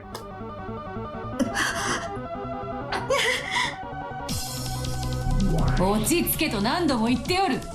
扉と窓を塞いだだけでこのベアトリーチェを閉じ込めたつもりなどと少子千万。金蔵、遊ぶつもりだったがどうやら客人にその気はないようだ。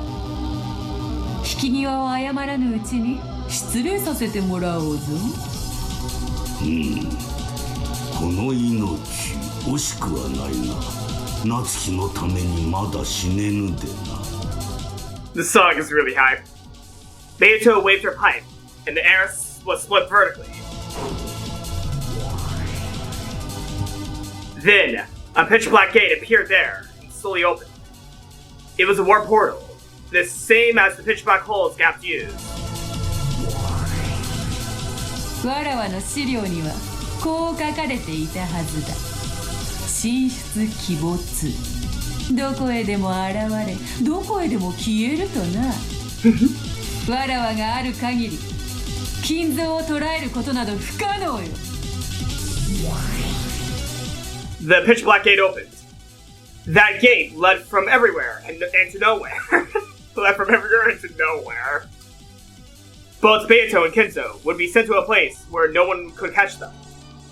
A place where no one could set foot, much less chase after them. ここは後宮家当主の書斎ですよ。そしてお父様が直々に設計に携われた部屋でもあります。扉を経ずとも外に出る仕掛けがあったとしても何の不思議もないとは思いませんか。そうだそうですとも。親方様が隠し扉を持ってたとしても何の不思議もありません。God, Goda's loyalty is really nice, but at the same time, it just makes everything Natsuhi says even worse. 隠し扉？へえ、そんなものがどこにあるのよ。それがわからないから秘密の隠し扉なのですよ。このお屋敷にはお父様しかご存じない仕掛けや秘密の扉がいくつもあります。直接見た者はおりませんが、この屋敷の人間なら皆うすうすは知っています。そうですね。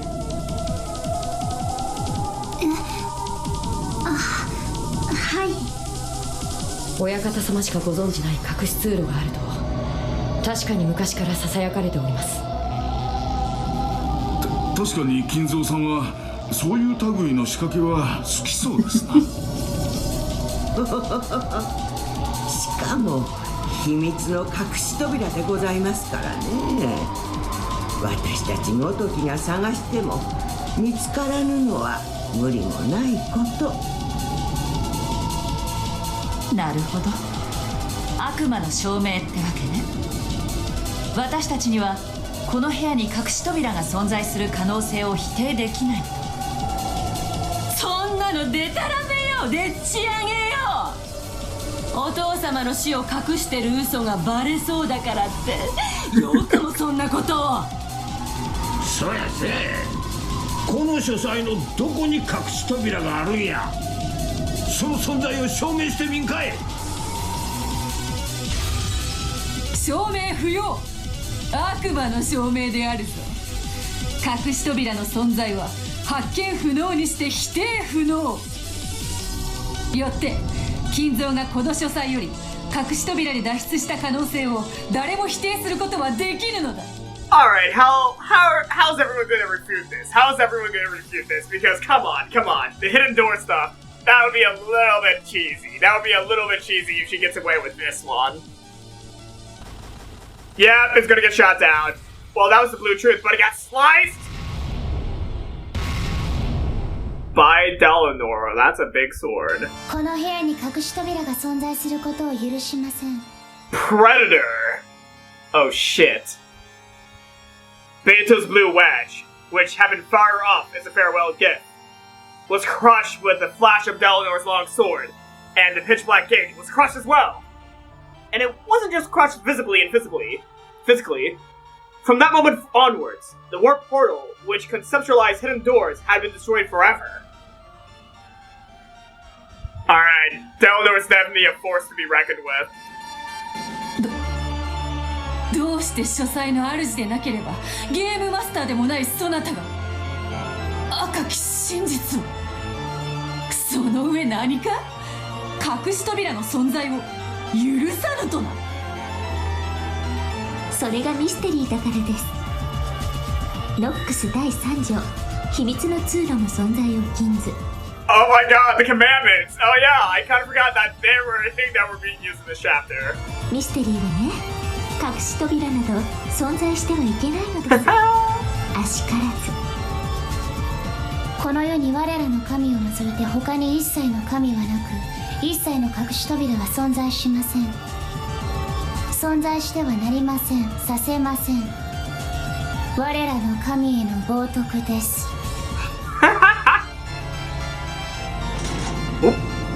魔女も呆れる傲慢よ。呆れを通り越して痛快であるわ。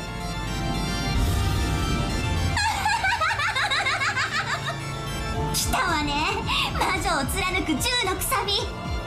相変わらず聞いていて惚れ惚れする暴論だわ。愚かね。悪魔の証明なんてあやふやで、これまでは全てを逃れてきたのでしょうけど、ドラノールの前にもはやその手は通用しないわよ、ベアトリーチェ。 I knew that this would happen. I knew that would happen.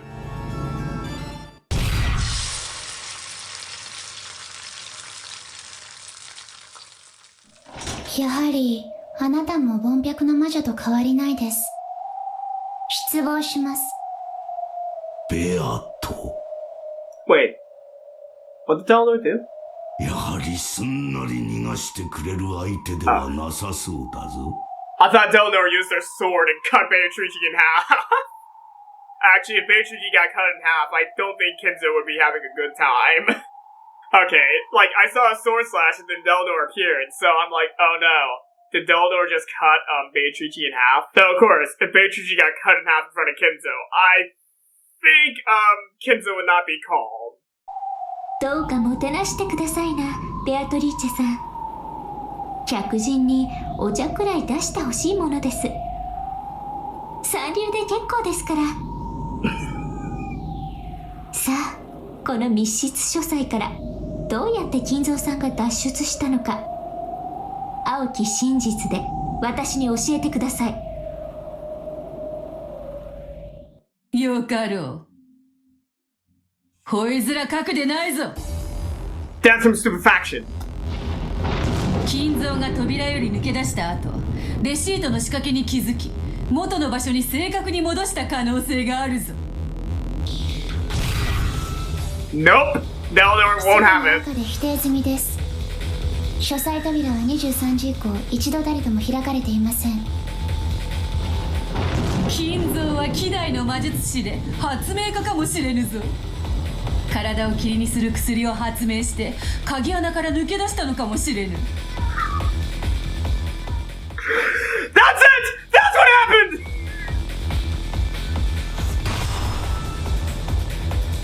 そのような薬は存在しません。存在してはいけません。あるいはテレポート装置を発明していたかもしれぬぞ。 Yeah, Beatrice! Let's go! Teleportation! That's how he did it! その可能性とて悪魔の証明で否定不能であろうが。 No. そのような機械も存在しません。 You don't know that! 存在することも許しません。 You can't do that! この世のすべての薬物をそなたは調べられるのか？未知の化学装置の存在を否定できるのか？できるわけがない。それが悪魔の証明。そなたにその存在を否定できるのだ。 Slice! 繰り返します。 Ooh.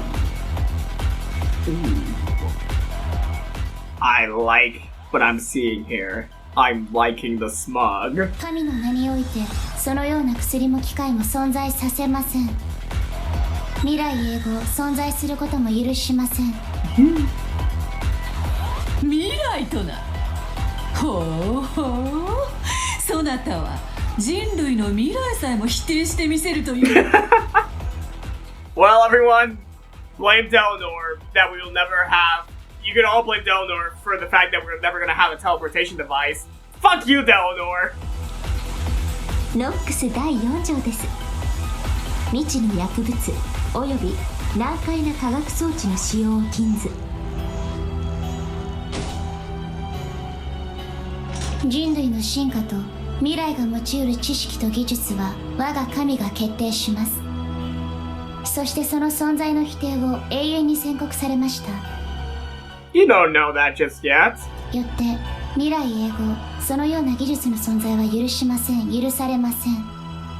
Then you just gotta defy God and make it yourself. It's very easy. Make a teleportation device and defy God. Beto and Delnor had just gone through a massive exchange of red and blue. However, not only had Delnor not taken any damage, she also showed no signs of fatigue. Beato might have been a fearsome witch, but blood flowed through her veins and she did breathe. She felt both pain and fatigue. But Delnor was like a doll made of marble. She felt no fatigue, no pain, no hesitation.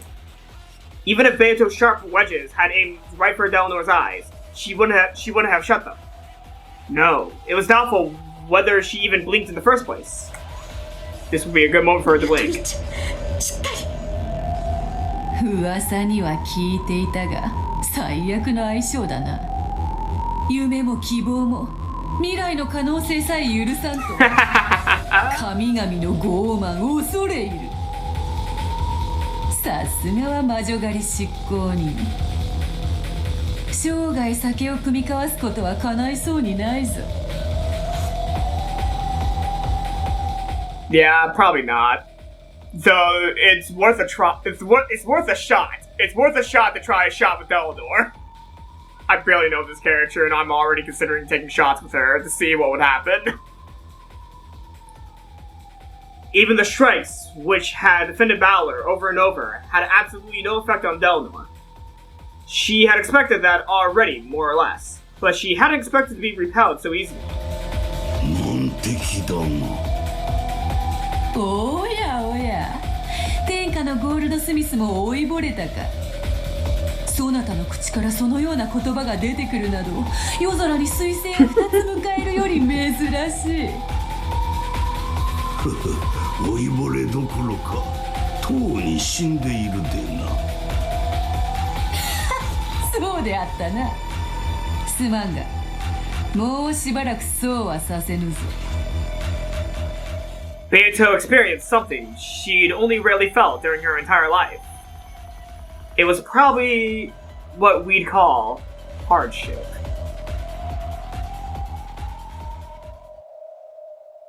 As Natsuhi tried to comfort her, Beato quietly brushed aside her hand, and she regained her posture again, showing off her witch's pride in her continued readiness to fight. それで終わりですか？私が出向くまでもなかった。失望です。まだであるぞ。今のはほんの小手調べ。そなたの手の内を探ったに過ぎぬわ。意図愚かなりや。身の程を知りたまえ、黄金の魔女。ベアトリーチェ卿。Beato's expression became tense once again. No longer was there any trace of mischief. The mood changed. もはや遊びの時間は終わりだ。Proud dust! 行くぞ。ならば、金蔵が書斎の出入りをしなかったことを認めようぞ。そなたの密室を受け入れようではないか。金慶、ベアトリーチェは攻撃法を変更したこと申し上げ立てまつる。Thank you, Gertrude, for saying something that was probably hard to figure out. Beatrice, who had until then thoroughly resisted the idea that a locked room existed, did an about-face. She declared that she would accept that proposition. Of course, this didn't mean that she'd surrendered. This was a new attack of Beatrice. Delnor noticed this and readied herself. どういうこと？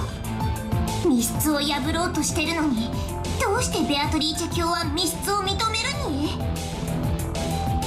多分この部屋以外の場所で金蔵の存在を主張するつもりです。大ベアトリーチェ卿のワープポータル再起動を確認。夏日は金蔵と書斎で話をしたと主張しているが、対面で話をしたとまでは言っておらぬ。Come on! Come on! Are we really gonna be doing this? Are we really gonna be doing this sort of reasoning? すなわち、金蔵が書斎以外の場所にいたとしても、会話が成立すれば矛盾はないわ。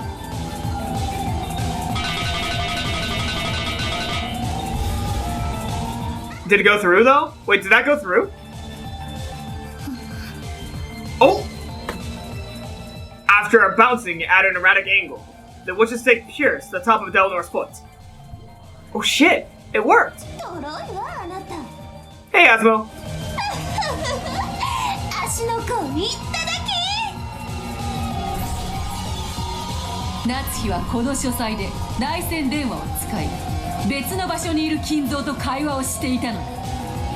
親族たちを嫌う金蔵が書斎に立ち入られることを予見して別の場所に避難していたとしても何の不思議もないわ。おそらくそれは隠し屋敷クワドリアンかもしれぬぞ。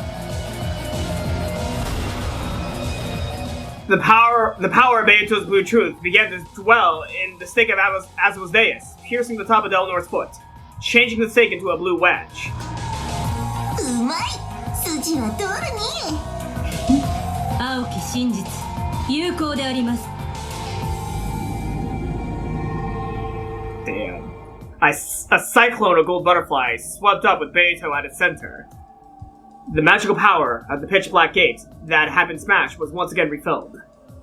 If she could hold off Delnor here, somehow, this time, she would be able to warp Kinzo out of the study, all the way to Corridorian.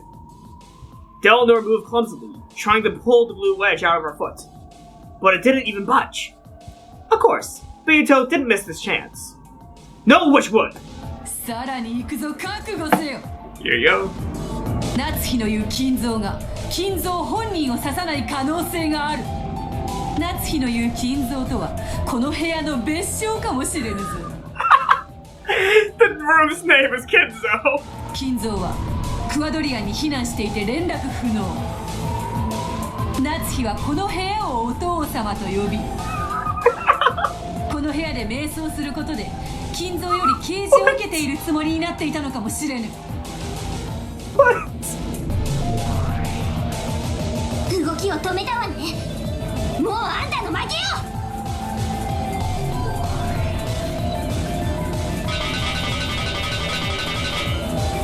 Bam! Beelzebub's blue wedge pierced the base of Delnor's neck. Of course, even this didn't cause her to flinch, but her movements were restricted even further. 面白い。それで終わりですか？ Oh? Does she have a retort?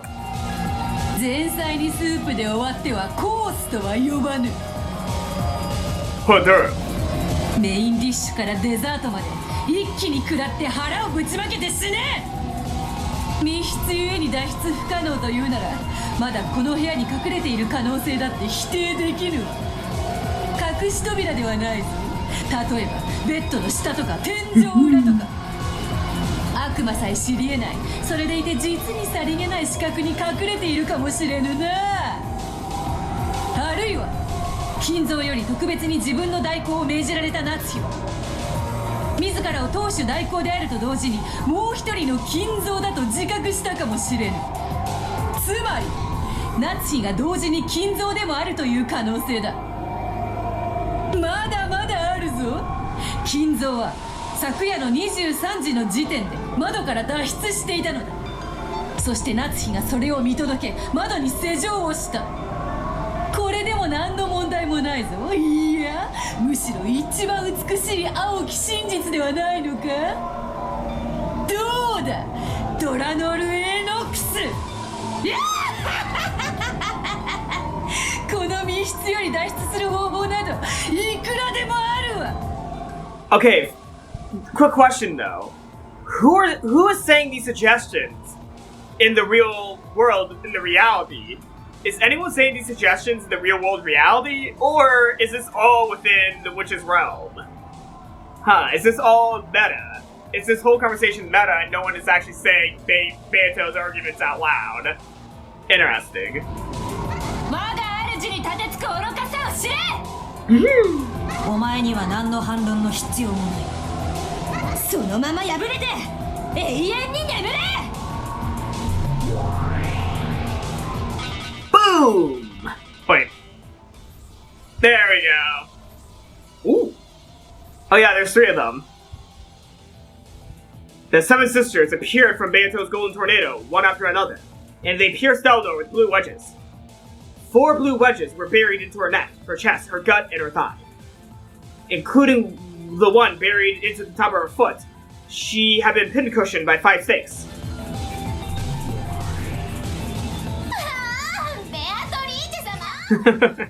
You should have been faster, Leviathan. You should have been faster. 他にも思いついたら使ってやる。今は静かにしておれ。どうか魔女狩り人ドラノール。魔女を次々串刺しにして火にくべてきたそなたが逆に魔女に串刺しにされるのはどのような気持ちか。I feel like there's gonna be a retort from Delnor. I feel like Delnor is gonna absolutely crush Beatrice in like one red truth. They were all ridiculous arguments, but they came fiercely one after another. Though a total of 5 wedges pierced Delnor, her expression didn't change in the slightest. However, her movements had indeed been limited. さすが魔女は怖い。へりくつじゃ勝てんに。ノックス10か条にも抵触しません。Oh shit. 有効です。 But wait, she might have an argument still. 見事です、ベアトリーチェ。この書斎が無人で密室だったとしても、それだけでお父様の存在を否定させるわけにはいきません。波の相手ならこれで決まりと思うところだがな。だがあやつはドラノール、首席異端審問官。実戒を破った自分の父さえ切り伏せた冷酷女よ。金蔵、今のうちに。Now that Dolnor had been pinned down, this was their last chance to recover their magical power and escape. Once again, a pitch-black gate began to rise slowly in front of Beato and Kinzo. Though the gate had once been opened by simply drawing in the air, it wasn't so easy in the study now, filled as it was with the power of denial. いかがですか皆さん。この書斎のことをどう問おうとも、お父様のご健在を揺るがすことなどできないのです。おやおや、おっしゃいますね。あなたも、そして私も。この戦いの一部であることを忘れない方がいいですよ。私に魔女と戦うことはできませんが、あなたと戦うことはできます。Here we go. Erika oh shit. Oh shit. Oh shit. Oh no. This is not good. This is not good. This is not good. This is really not good. Erika grinned at Natsuhi with a smile more demonic than a real demon's. Totem Bloom. 夏日さん、重ねてお伺いしますが、あなたは昨夜確かにこの部屋で後宮金蔵さんとお話ししたんですね。ええ、一日の報告とお休みのご挨拶をしておりましたと何度も言っております。 She's trying to pin Natsuhi down. おかしなことを聞きますが、あなたの潔白を証明するための大切なことですので、はぐらかさずにお願いします。あなたの言う金蔵さんとは、私たちの認識する後宮金蔵さんですね。その名を持つ別の人物、別の存在ということはありませんね。よくおっしゃる意味がわかりません。つまりこういうことよ。お父様亡き後、この部屋自体をお父様と呼んでたりするなんてことはないのって聞いてるのよ。あんたはお父様にお休み前に一日の報告をしていたなんて言ってたわね。それはお父様という名の書斎で一人一日の報告を壁に向かってしていたという意味じゃないの？ I can see the issue with her saying that that's what's going on. I can see the issue here. ブレーナ、そんなことはありません。 Oh no! You just killed some of the blues that Beato just said! お父様はお父様です。 Natsuhi! Oh god, you fell for the trap! 健在でいらっしゃいます。そして確かに昨夜、私はここで報告とお休みの挨拶をさせていただきました。何のごまかしも言い逃れもありません。 Alright, well, you kind of just put yourself in this corner, so I can't really say that you didn't have this coming at this point now. なるほど。では、私の言葉が復唱できますか？あなたが何のごまかしもまやかしもないというなら、私の言葉が復唱できるはずです。Falling for the trap!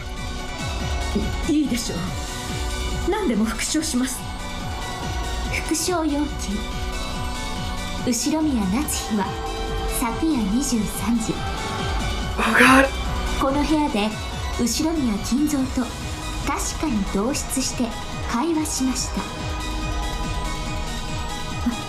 私、後宮夏日は昨夜23時、この部屋で後宮金蔵と確かに同室して会話しました。 Wait a second. Was he trying to get Natsuhi to say something in red? Was she trying to get her to say something in red? That's not red. That is not red. That is not red. That is not red. It's not in red. It's not in red. I'm gonna be this nitpicky. I'm gonna be this nitpicky. That's not in red though. グッド。では最後にお聞きします。まさか夏日さん、その後に金蔵さんを窓から放り出して自ら窓を閉めて施錠したなんてことはありませんよね。それでも筋が通っちゃいますので。どうして私がお父様を窓から追い出さなくてはならないのですか。程があります。愚弄にも程があります。金家謹んで申し上げ奉る。夏日の指す金蔵とは後ろ宮金蔵以外のいかなるものも意味しないこと謹んで申し上げる。 They're confirming everything in red now. 金家謹んで申し上げ奉る。夏日は書斎にて23時に金蔵と対面したことを主張するものなり。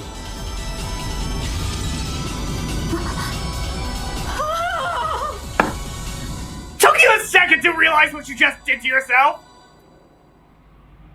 Natsuhi let out a cry, but it was too late. She had completely risen to the provocation. The blue wedge to the foot, representing a telephone discussion,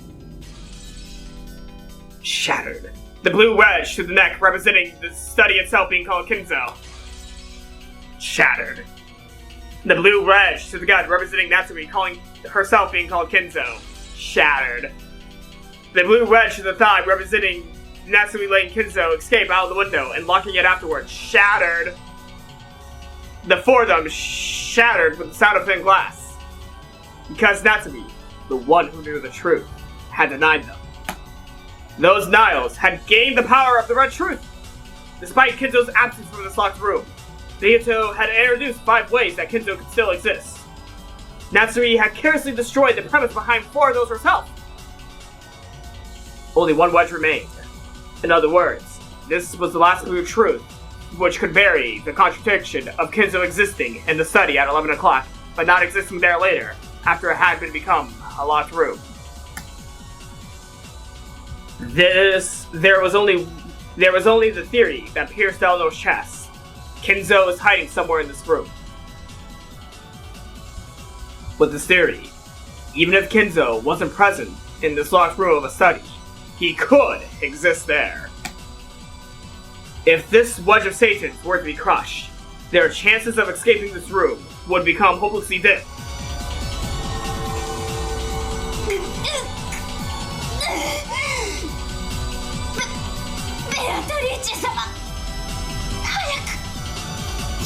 Wait. Are the stakes dying because they get shattered? Wait, do the stakes die when they get shattered? Oh shit. Oh shit. So there's only Asmodeus and Satan left. Oh shit. Delnor slowly grabs the final wedge, which still pierced her chest.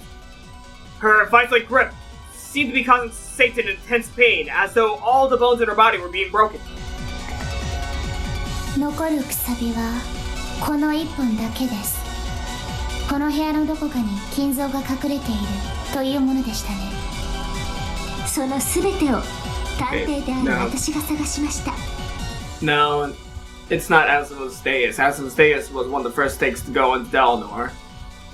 The stake that remains is Leviathan. I forgot Leviathan. Oh my god. I'm sorry, Leviathan. I'm sorry.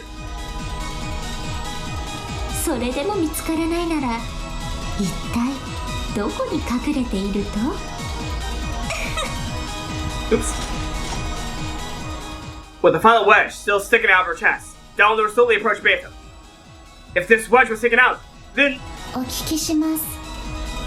一体金蔵がこの書斎のどこに隠れているとさーてな、ベッドの下かもしれんぞ。探索済みです。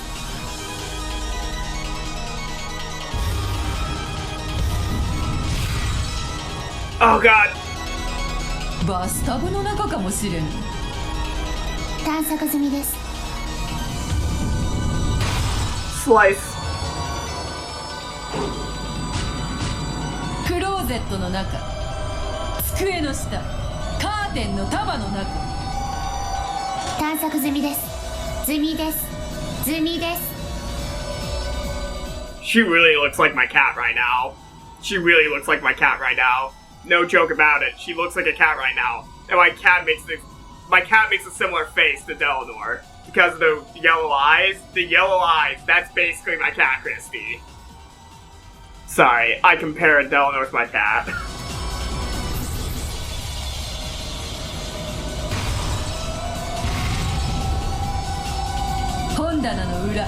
Oh shit. 絨毯の裏、床裏、天井裏、壁紙の裏、ソファーの中に椅子の中、ベッドの中に布団の中に壁の中、石の中、岩の中、部屋の中。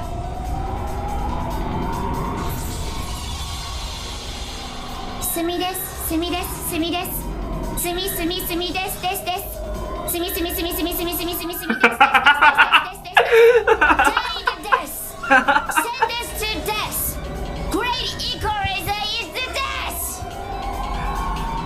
She is having a lot of fun. She is having a lot of fun. Oh my gosh. And also I like the fact that her, golden arm also shows that her hand's also golden with her arm. I'd say I like that little small detail in her sprite.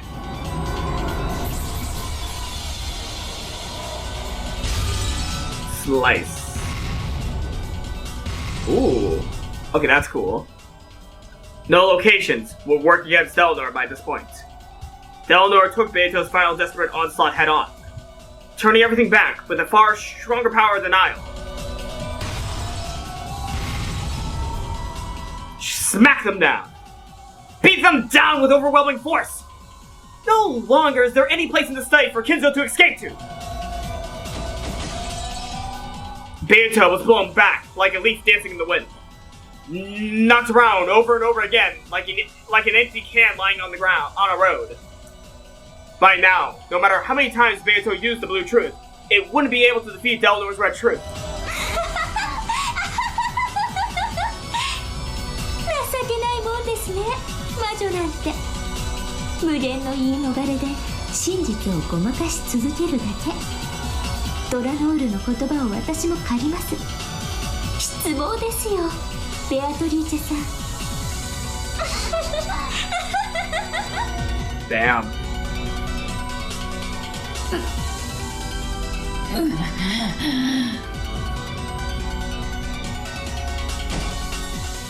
Erika coldly delivered these decisive words to Beato, who was crawling on the ground. Oh shit, are they about to defeat Beato right here in the Kinzo illusion? I think they're actually gonna beat the Kinzo illusion, but here's the thing though. The Kinzo illusion might be the truth, but does that mean Natsuhi killed everyone? Now that's a big way of thinking. Yes, they could definitely prove that Natsuhi had hidden the fact that Kinzo died. They can definitely prove that, but can they prove that she committed murder?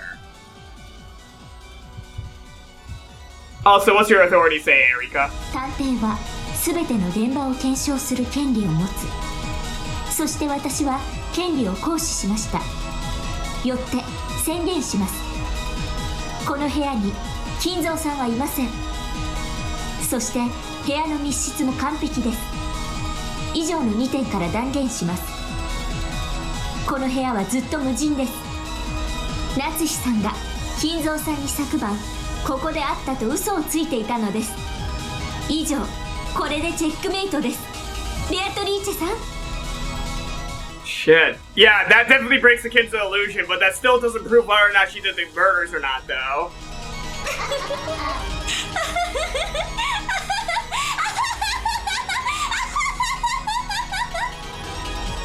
いかがです？ただこの部屋が存在するだけでフルドエリカはこの程度の推理が可能です。I thought she was gonna say, what do you think of that, ladies and gentlemen? But no. Nah, she said one of her other catchphrases. いかがでしょうか There it is! There it is! There it is.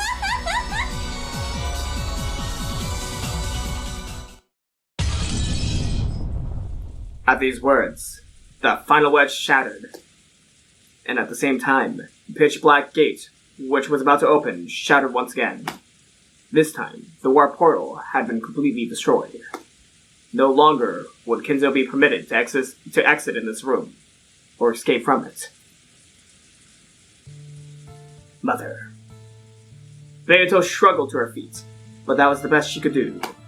She no longer had the energy to fight. She had taken all of the denying red head-on from close range. It was all she could do to withstand the pain, which was so strong it felt like she'd vomited up all of her insides. Even Beato, who had held a monopoly on the title of the strongest and most evil witch of all this time, couldn't do a single thing against a witch hunter. No matter how sturdy a sandcastle you build on the beach, it can never win against the rising tide. すまぬ、金蔵。やっぱ相手が悪い。ベアトリーチェ、感謝するぞ。恨み残りし私のためによくぞここまで戦ってくれた。四季を悟ると走馬灯が見えるってのは本当らしいな。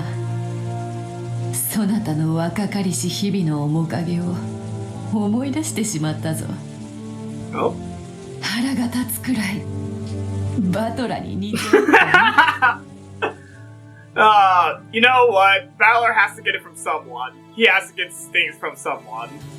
私の魂も、そして当主の資格も、今やすべてバトラが受け継いでおるわ。もはや何の未練もなし。That is so weird because in episode 1, I remember you complaining about Valor leaving the family. バトラ。Oh, speaking of the devil. すまぬ。そなたと再び戦おうと誓いながら、この程度で手じまいとは無念だ。Oh? Oh, wait a second. Alright. You know what? Before the man speaks, let me take a restroom break. Don't know why I did a pause right there. To Beato, it seemed as though Babbler had met her gaze. There was no way he could have. This Babbler was the Peace Babbler. There was no way he could see Beato in this higher level world. However, his eyes really did meet hers. Even though they couldn't have, Beato was sure they did. As Erika, Ava and the others closed in on Natsuhi, questioning her over and over. Only Babbler stood apart from that tumult. His expression held none of the enthusiasm and excitement that the other humans had. It just piercingly and coldly surveyed the scene. And the expression on his face was a quiet displeasure, anger. He wasn't feeling compassion for Natsuhi because her lie was about to be exposed. However, he couldn't forgive Erika, who was simply enjoying the intellectual rape of cornering Natsuhi, or any of the people going along with her. Then, he whispered softly. Is he about to say it? ダメだな。Yes! I knew he was gonna say that! Where? Beato, and the others definitely heard that. バトラはまさかこの劣勢をひっくり返せるというのか。ありし日の私ならできただろうな。そしてバトラならできるであろうぞ。Oh shit. バトラ。バトラよ。私より全てを受け継ぎし男であるならば、今こそその証を示せ。黄金の魔女伝説をこんなところで終わらせるな。私は昨夜確かにここでお父様に会いました。確かにです。そして後宮家の栄光ある歴史とそれを担う責任の重さについて。もうその嘘は暴かれているんです、夏日さん。あなたが昨夜一人でこの部屋にいたことはもう分かってるんです。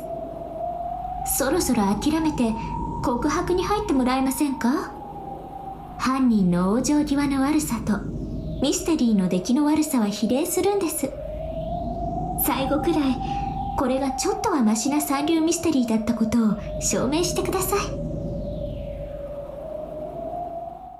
ああ、ダメだな。全然ダメだぜ。How are you gonna turn this around, Balor? Dear Balor, who had been sullen off by himself up until then, finally spoke. At first, it sounded as though he was attacking Natsuhi. However, when Erika realized he was glaring directly at her, her expression visibly clouded with displeasure. 何がダメなんですか？ミステリーが三流なら、その探偵も三流だな。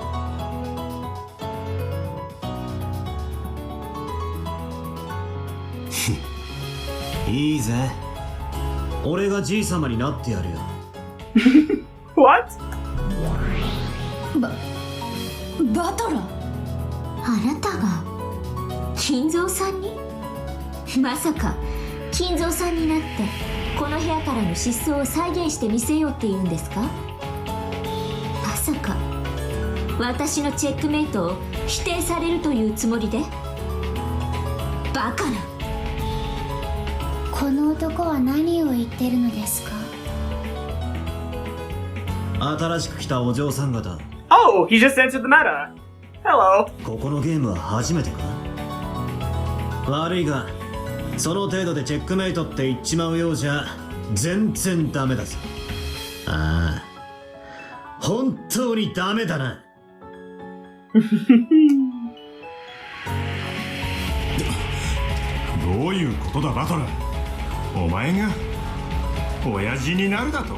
I mean, he did find the gold, so technically he is the head. He's allowed to be Kinzo. ああ、再現してやるぞ。俺がじい様になってこの部屋から消え去ってやる。 Oh shit, how though? 扉も窓もアウトやで。どうやって？隠し扉の場所が分かったんですか？私たちにはさっぱり。さっぱり。Rustle. That sound wasn't just the noise of the onlookers fidgeting. It was a provocative chill that ran up Erika's spine. 気に入りました。そうですね。あなたは当主の指輪を持つ後宮家次期当主。金蔵さんの代役を務める資格は十分あるでしょう。見せてもらおうじゃないですか。あなたの推理。Erika's expression was no longer a challenging smile. It was malicious, extremely displeased. She couldn't conceal her anger at having her most pleasurable moment ruined. どうやってここからわらわたち？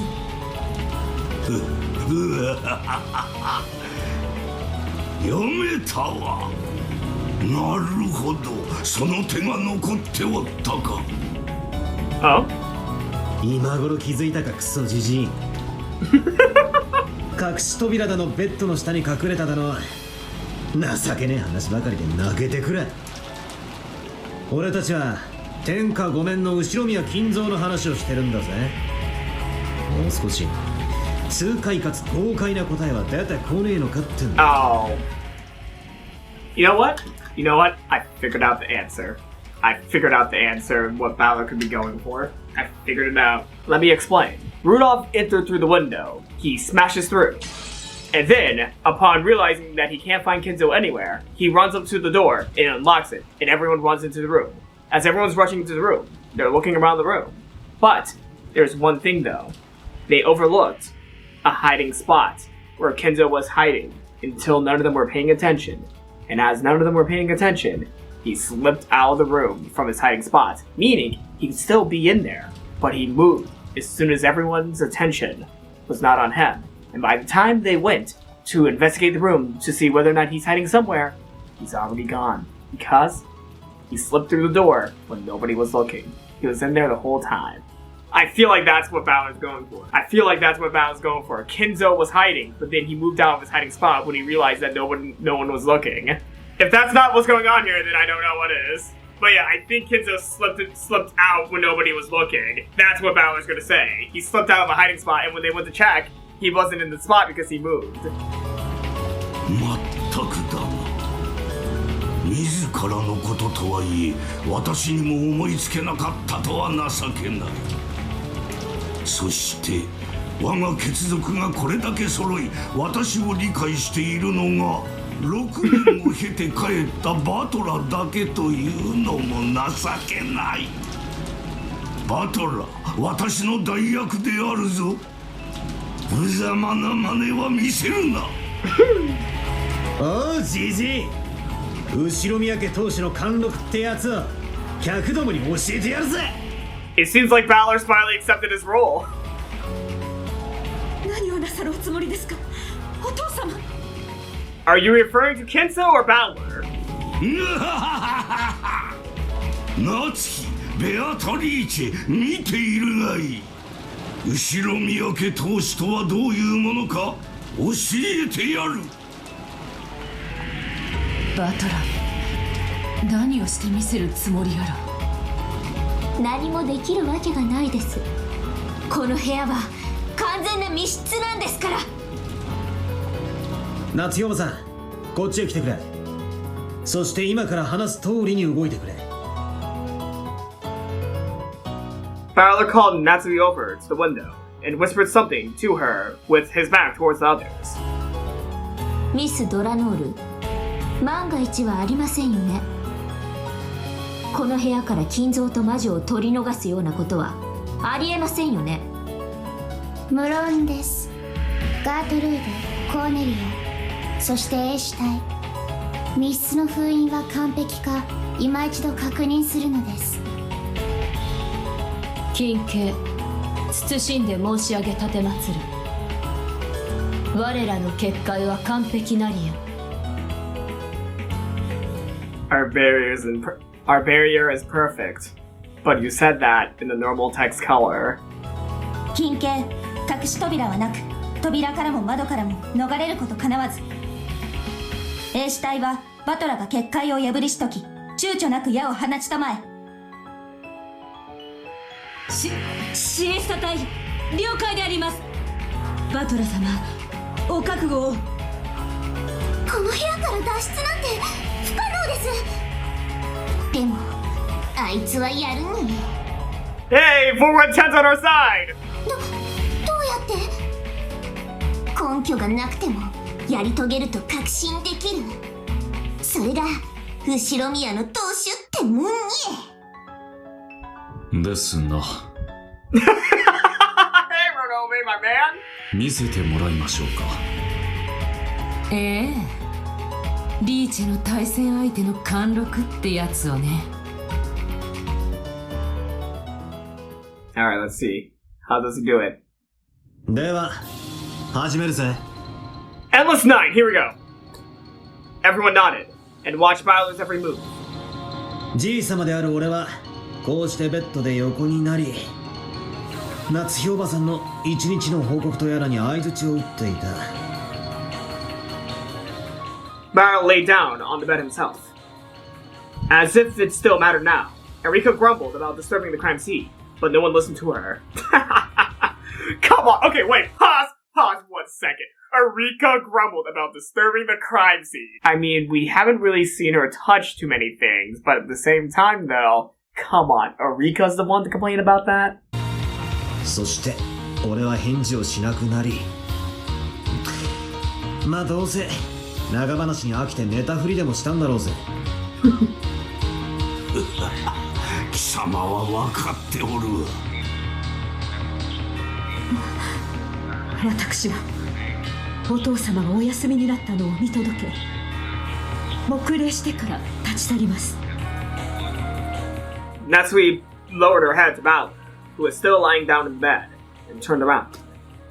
Then she started wandering around, as though doing an inspection of the room.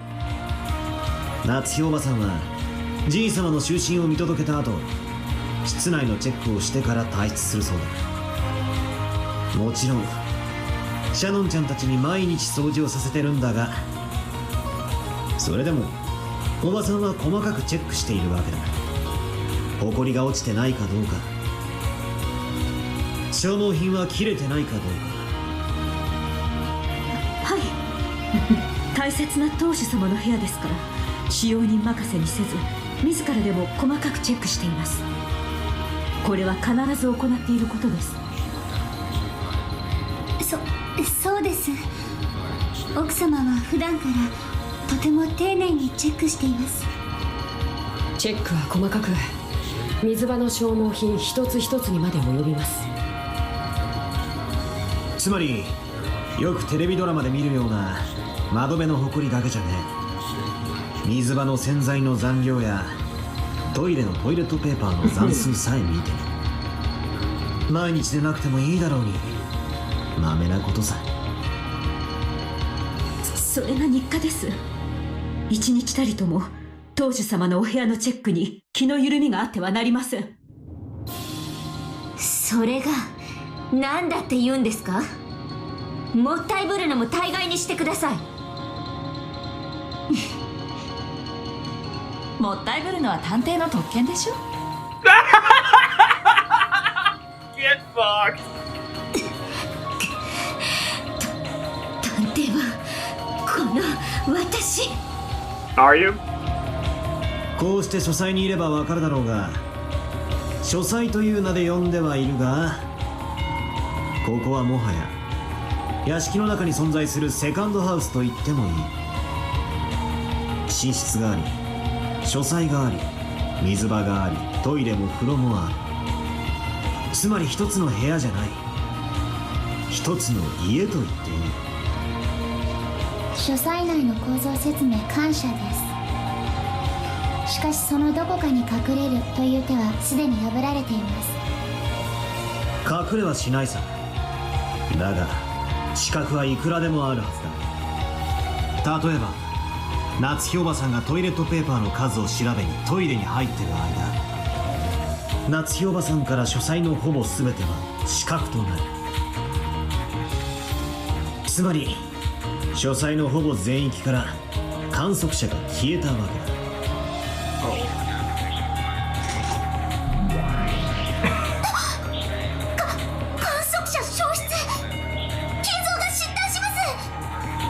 金慶、書斎内に魔女の闇が充満せしこと申し上げ立てまつる。よいぞ、闇の力が満ちてきた。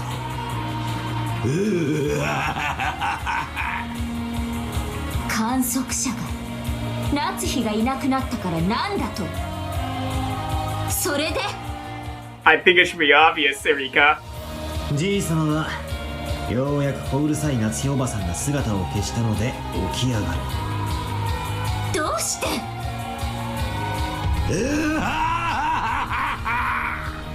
このようなイカれた夜にイカれた天気の夜空をめでることに勝る酒の魚はないわ。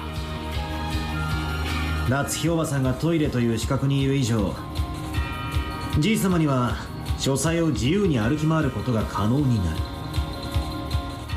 It was possible for him to move without Natsuhi's knowledge. It was possible for him to move without contradicting what Natsuhi knew. 警告！バトラが書斎扉に接近するであります。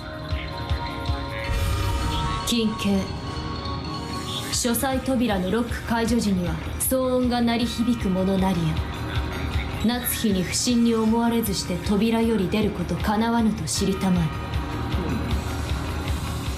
Because Balor had acted as though he was heading for the door, Gertrude, who was sealing the door, immediately issued a warning.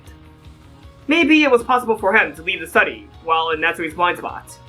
However, そうよ、音よ。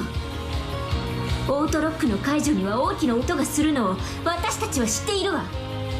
書斎内の死角に夏日がいたとしても、オートロックを解除する時のあの大きな音は聞き逃さない。不審に思わないはずがない。金慶、夏日は扉の開く音、在室中に聞くことはなかりけりこと申し上げ立てまつる。 Alright. The washroom and toilet are very close to the door. Even if they had been, that autolock always lets off such a massive Even if they had been, the autolock always lets off such a massive sound. She'd be able to hear that sound no matter what. Natsuhi had already spoken with Erika and others about the details of the previous night, and she had made it quite clear that nothing out of the ordinary had occurred. The argument that Natsuhi could have failed to hear the lock would not work. 金慶、重ねて申し上げ立てまつる。扉より金蔵が出入ること、叶わぬものなり。Okay. 金慶、無駄なあがきと申し上げ立てまつる。意図愚かなり。確かに破れねえな。扉の姉ちゃんの赤だが、窓のあんたはどうだ？ Oh shit. Of course he goes after the new girl. Dread of the grave. More fear. Turning his back to Gertrude, who claimed that leaving through the door was impossible, Valor locked his gaze on Cornelia, who stood in front of the window. しっかり張れよ。結界とやら。お前、ぶっ飛ぶぜ。By now, Valor's target was clear. It was Cornelia. And it was the window. He was going to smash this locked room from the window. Not expecting to be chosen as the target herself, Cornelia was overawed for just a second, but she quickly regained her composure. Although it was rare, it happened sometimes that a witch struggling to flee would directly target the one setting up the barriers. And it was always the witch's last futile resistance at the brink of death! 金慶、慎んで申し上げる。バトラの標的はあなた、コーネリア。注意申し上げるものなりよ。意図愚かなり。神よ、この愚かなる子羊を憐れみたまえ。羊じゃねえ。後ろ三宅当主ってのはな、わしなんだぜ。片翼でもな。その程度の窓で書斎にいつまでも閉じ込めておけると思うんじゃねえぜ。Starting from a low posture, both silent and supple, Valor ran forward like a white leopard. まさか、こいつは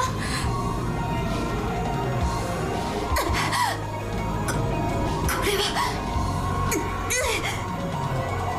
金慶、我が赤が破れる道理はなし。そなたの望み、叶うことなしと知りたまえ。Cornelia thrust out both of her arms and drew a sign. When she did, a red barrier blocked the way ahead of Madeline. 無駄と申し上げ立てまつる。後ろ宮バトラ。金慶、我が窓は内より閉ざされ、また夏日が金蔵を逃したることもなし。夏日おばさんがじい様を逃がしたんじゃねえ。じい様、夏日おばさんに隠れて自ら抜け出したとしたら、どうして窓から自分で出るんですか、金蔵が。 Do you need to know the answer? In order to, prove Valor's point, do you need to know that answer? このイカれた晩に雨天へ飛び出すくらい酒の座興程度にしかならぬわ。私にとっては。でもここ3階ですよ。Oops, sorry. そうなったとて階段を降りるとき一段くらい飛ばすこともあるであろう。 You know what? I'm gonna have to smack myself for that one, and then scroll up and let Erika say her line that I skipped. Ow. Yeah, that was all me. でもここ3階ですよ。ありえません。そうなったとて階段を降りるとき一段くらい飛ばすこともあるであろう。金蔵なら3階くらいはやりかねませんな。 Why are you here, Nanjo? Wait. How is Nanjo in the meta? Wait, how is Nanjo standing next to Beatrice in the meta? Wait, how did this happen? やりかねませんね。 Kumasawa makes sense. Kumasawa makes sense. But how's Nanjo here? Huh? Care to explain that? そんなバカな。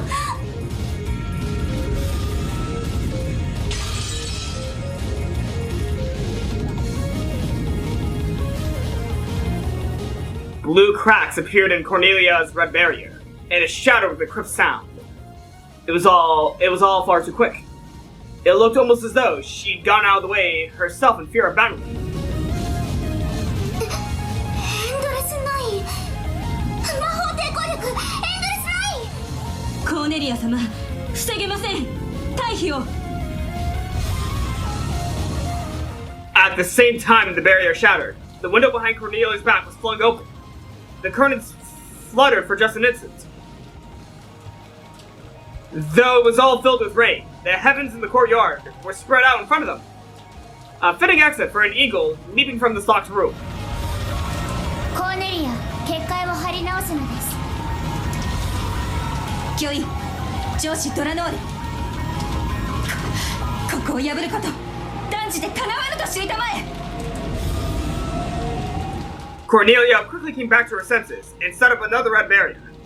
However, this was the last one. 金系、慎んで申し上げ立てまつる。なれば、金蔵の窓よりの脱出を仮に認めようぞ。ならば、外より閉められぬ窓の施錠はいかようにしたのか。窓は内側より施錠されていた。But he didn't say when the window was locked! ダメだな。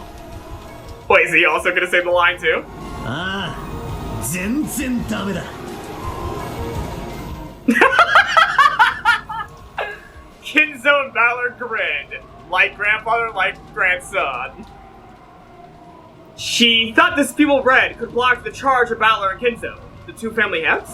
じい様が窓より飛び出した後、夏日おばさんはちょっとした隙間風に気づいただろうさ。そして窓辺に近づき、窓が開きっぱなしになっていたことに気づき、慌てて閉めて施錠したんだ。私がまさか窓から抜け出したなど、夏日は想像もできなかったろうな。ああ、だから夏日おばさんがじい様はベッドで寝ていると思ったのは当然のことなんだ。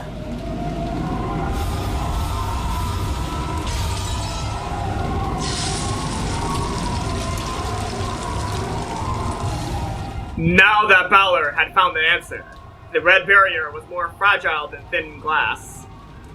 The red magical wall of Serenity had been smashed again, so easily that it disgraced the name of Serenity itself. Could it be believed? That barrier was more formed than any shield Ronove had ever used against Jessica. And yet it had been destroyed so easily. Though Valor was charging fiercely forward and had almost reached Cornelia, she didn't step aside. Her steel spirit, worthy of the name Stern Jungfrau, didn't allow her to step aside. She took a talisman from her pocket, placed it in thin air, and drew aside. Thin, not red, but blue burned there. Though it was far more frail than the red barrier, it was her last method of resistance. ここは通さる通さる。金系金系。されどここは3階。窓よりいかにして翼なき人間が逃れるというのか。ここは通さる通さる。それを知りたまえ。ぐだぐだうるさいわ。そこで見ておれ。これがその答えだ。Ooh, I like that. I like that. I like that. Valor flew. He burst through Cornelia's blue barrier, smashing it away. And his body flew out the window into the darkness of the rainy sky. Hello, your dream.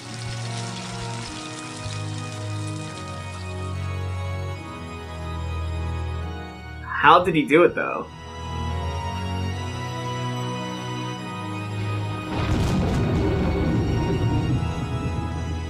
The fragments of the blue barrier scattered, leaving blue dust in their wake, coloring the air beautifully. The locked room had been smashed open! Balor had jumped from the mansion. He was in the sky above the rainy courtyard. All of the raindrops had become small round gems that were scattered through the air. Balor was floating through the jewelry blocked world of this beautiful stormy sky filled with countless raindrop gems.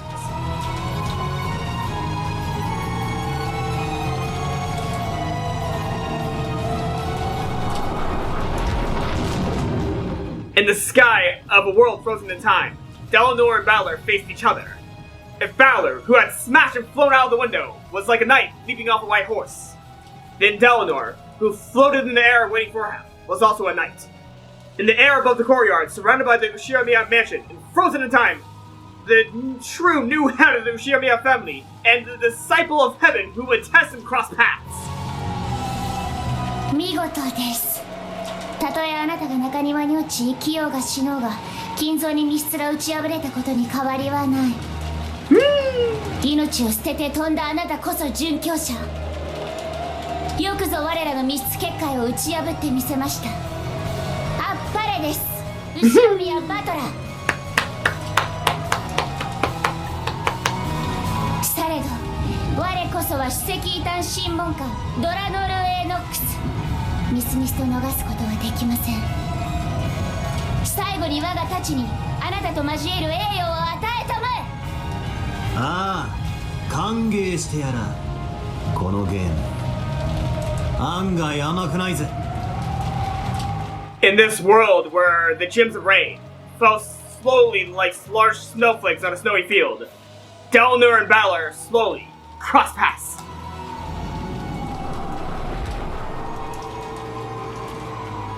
It seemed slow, and yet it happened in a flash.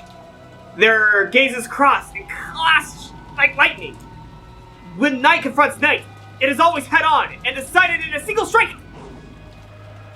Woo! Blue and red cross paths. 書斎内に夏日の資格が存在することがあらかじめ示されましたか。示されていないならばこの推理は許されません。ノックス第8条、提示されない手がかりでの解決を禁ず。 She has two swords. Slice and slice. Balor, your response? Delnor's double strike with both the blue and red blades sliced at Balor. And missed. Those long swords, which had never lost in 100 battles, cut through the empty air. 書斎に入った時、その構造についてはっきりと言及してるぜ。おありにくだぜ、お嬢さん。For the first time, Delnor showed an expression. It was a soft smile. She had known since long ago that the study's structure had been mentioned, but she couldn't let him escape without making a single strike. As an Inquisitor, she could not do that. So, though she had known that she wouldn't make it, she had still crossed swords with Balor. 知っていましたとも。あなたのこの答えはノックス第8条に抵触しません。恨むなよ。暗いな。いざ来たれ。 In Balor's hand was a blade that shone red. That blade etched out the red truth. It wouldn't be an exaggeration to say that Kinzo's study was a small villa he had created inside the mansion. A study, a book archive, a place to sleep, and a bathroom and washroom. It was divided into multiple rooms. That was already presented. And it suggests that room-sized blind spots can exist within the study. Slice.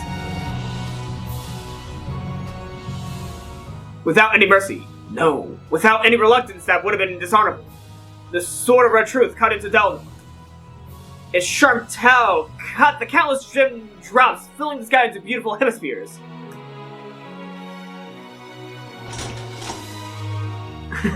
見事です。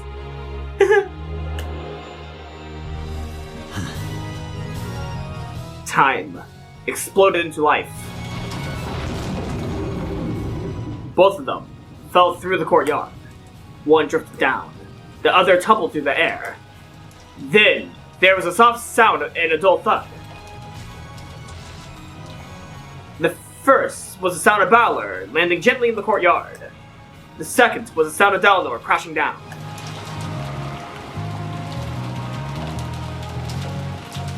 After crouching down for a while, Balor slowly stood up. Though he had jumped down from the third floor, he had landed as lightly as though he had merely jumped over a fence. Wait a second, is this like a reference to how Eiji jumps down from multiple buildings? I mean, if Eiji could do it, definitely Balor could as well, so that's not a stretch. That is not a stretch. If Eiji could jump down 3 stories, so can Balor. And though Kinzo may be old, if those 2 grandchildren can do it, Kinzo's likely able to do that as well. What the fuck are the Ushiyamiya family's legs made of?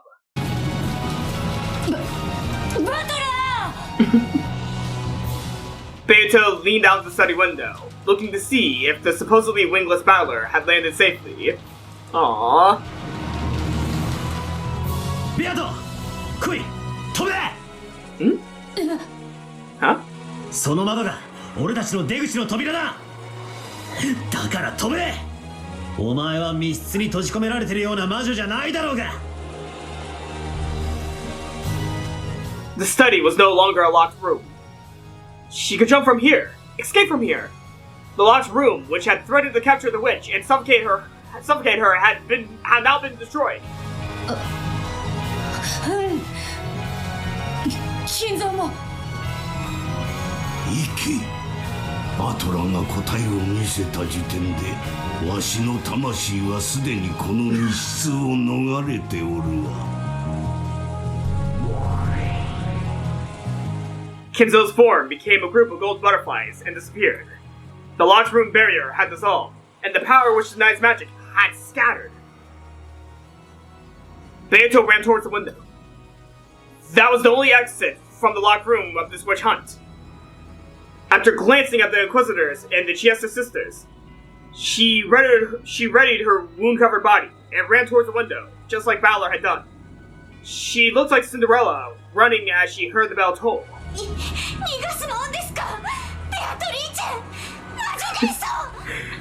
Fuck you, Erika! Jump! Erika flew at Beato, trying to grab onto her as she dashed away. But it was like trying to catch smoke, and Erika landed face first on the floor. There's no way a human can catch a witch. For one such as her, without love, even touching Beato was impossible. シスタ対魔女を撃って撃ち殺して。精進抵触せず八方不可。金系バトラの青き真実を防げる結界の準備当方になしなりよ。 Get fucked, Erika! Both Chester Double O and Gertrude spoke with unbelievably calm voices. 誰にも止められないの。 Get fucked. バトラも金蔵もベアトリーチェもこいつらが逃げ出したら私の推理がこの探偵フルドエリカが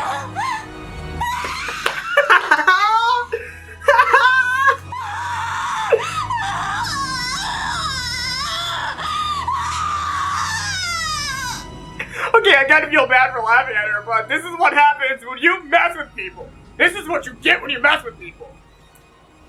Erika crouched, screaming and clutching at her head. 天下の黄金の魔女がジジイのカビ臭い書斎ごときで打ち破られてるんじゃねえ。まだ第一の番だろうが新参どもにお前のゲームが甘くないってことを思い知らせてやれ。 Remember, like, over 60 episodes ago when Balor kept on trying to, bring Beatrice down, and now he's helping her escape? Oh, man. I remember those days. I remember when they were fighting.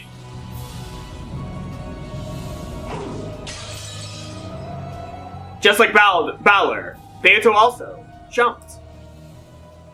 Whoa. That's an interesting image. She drifted down through the gem drop jewelry box world into Balor's chest. Balor caught her with both arms, as though catching an angel's wings. It was like a knight catching a princess who had been locked up in the tower. Like a beautiful picture of a scene in some fairy tale. Interesting. やっばい惚れたわ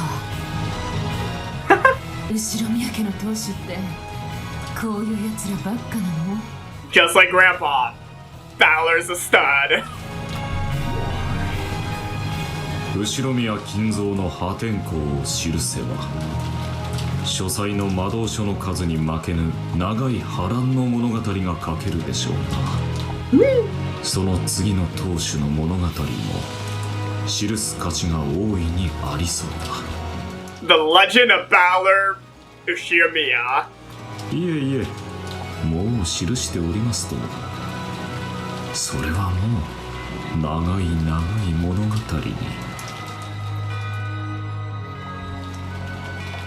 175 hours.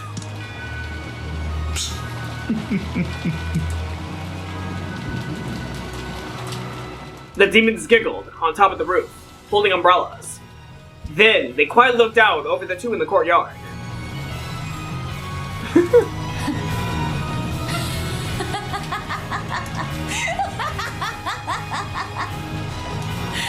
お前やるな。お前のゲームで何回鍛えられたと思ってんだよ。In shocked, Beato actually praised Balor as he held her in his arms. Balor laughed in his usual carefree way. こんなことがありえないありえない Well, this is what happens when you fuck with their Shiramiyas. Erika looked down from the window and clenched her teeth, still clutching at her head. Still holding Beato in his arms, Balor grinned back. エリカ。何ですか。黄金の魔女の謎はお前にはくれてやらねえ。I love the way Beatrice is like looking at Erika. The way she's like looking at Erika while in Balor's arms. I love the way that she's doing that. 俺が解く。こいつはな、俺たち二人の謎なんだよ。まあ、ベアと。うん。わらわの謎は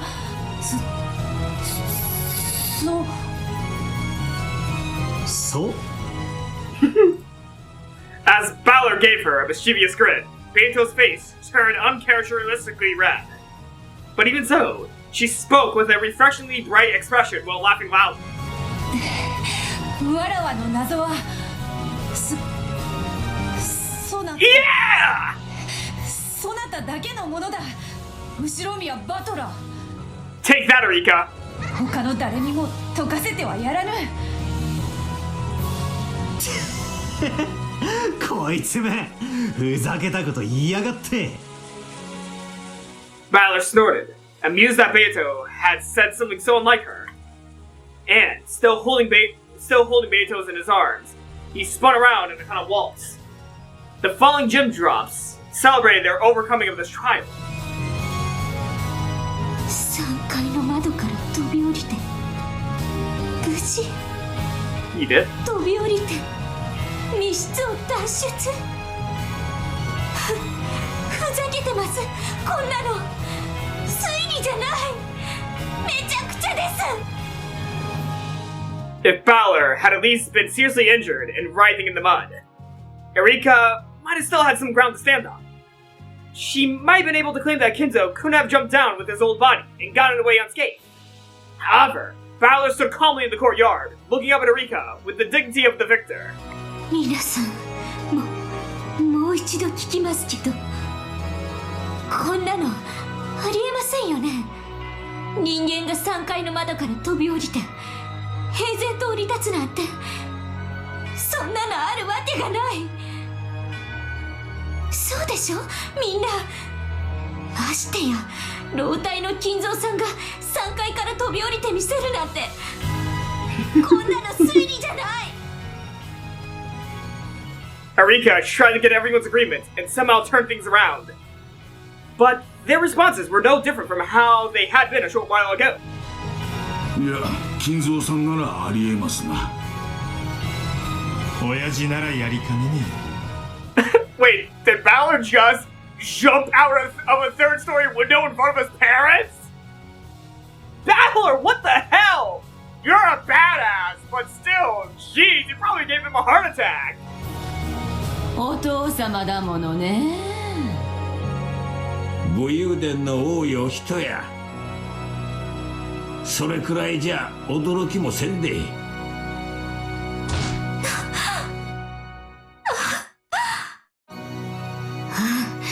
あんたたち頭も正気もどうかしてんじゃないですか。 Do you know what island you crashed upon, Erika? Do you know where you crashed on? いずれにせよ、あなたの密室議論は完璧ではなかったわね。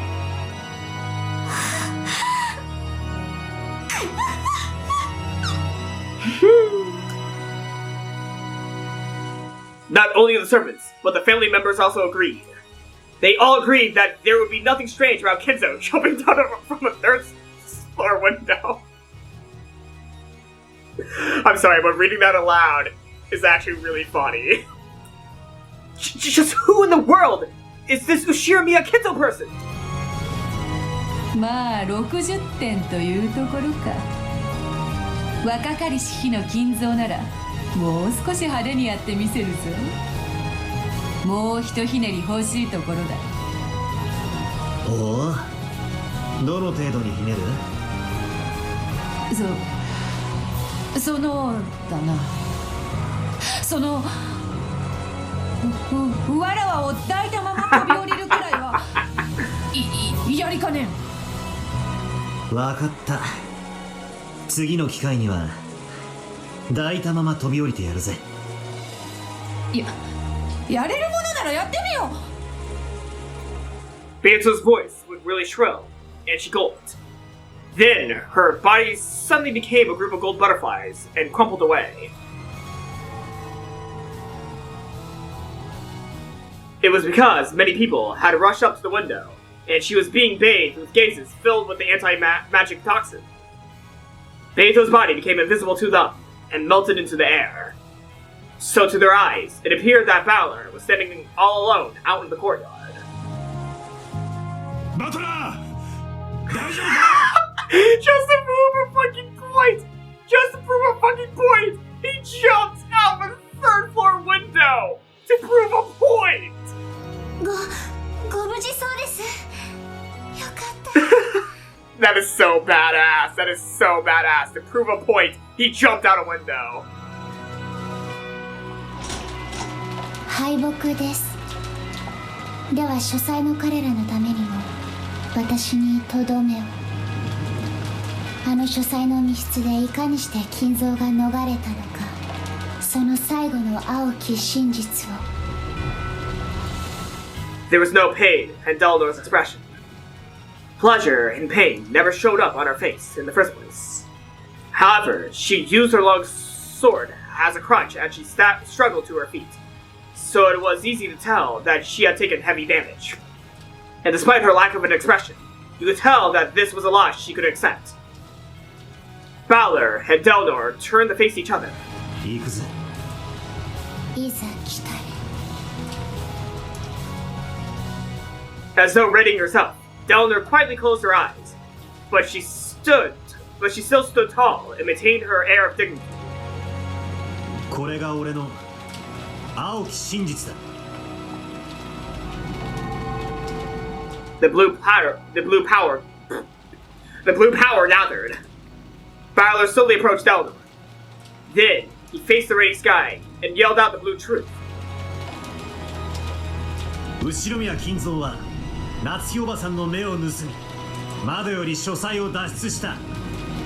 Hell yeah! 夏日おばさんはそれに気づかず、窓を施錠したんだ。これで夏日おばさんが23時にじい様の就寝を見届け、扉のレシート封印と窓の内側からの施錠を矛盾させずにじい様は書斎を脱出できる。実際に脱出可能であることはこの俺が実証した通り。以上でこの戦いを決着する。The blue wedge flashed through the courtyard along with the blue bolt of lightning and wore down towards Delnor's forehead as she stared up at the sky. Boom.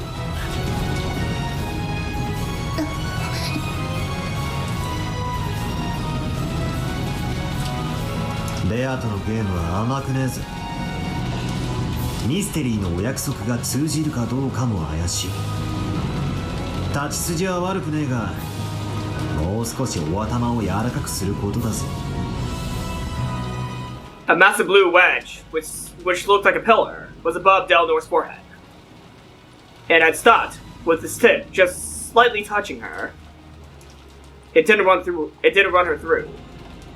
It made no mark larger than being poked with a pencil. When Balor snapped his fingers, the blue wedge shattered and became a shower of translucent gems. No, shrubs of rain that poured down over the courtyard. Delnor sat down in an absent sort of way. Amidst the thunder and rain, the successors of the Shiromea family faced the people staring down from the study, and spread his arms wide. ようこそ俺とベアとのゲーム歓迎するぜ、ウルドエリカ。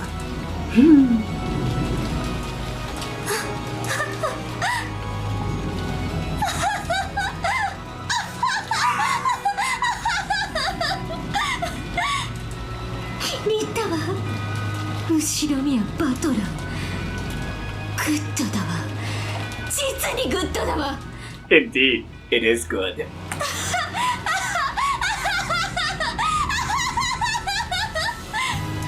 食らい尽くしてやる魔女の謎とやらをね。腹渡の奥の奥まで生きながらにね。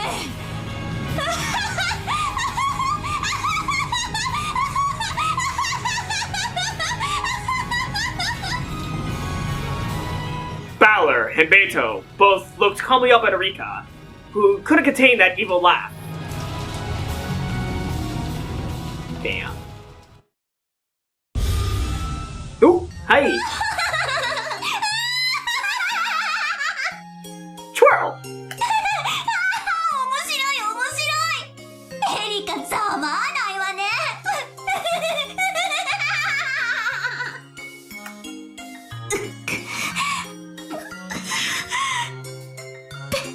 ベルンカステル長、申し訳ありません。あんたのその顔、潰して額縁に飾りたいくらいに最高に笑える顔だわ。Oh shit, she's pissed! 私の分身が情けない無様無様。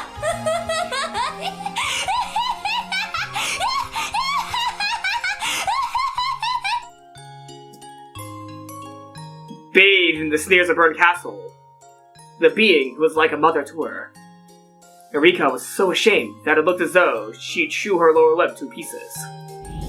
この恨みは必ず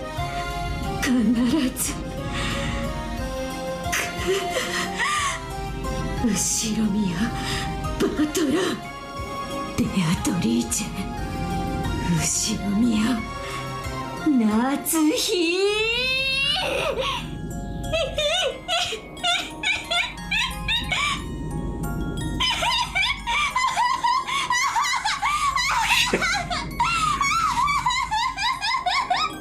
I think this is how supervillains are made. I think this is how supervillains are made, and I think we just created a monster. この謎は俺たちの謎だ。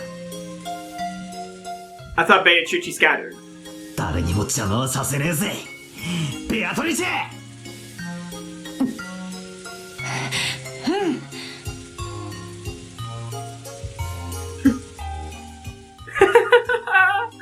Umineko no Nakukor ni Chiru, Nocturne of the Truth and Illusions. Holy shit. 11 o'clock. Reasoning and inspection. Ooh. I like that. Oh, I like that. I like that, overhang.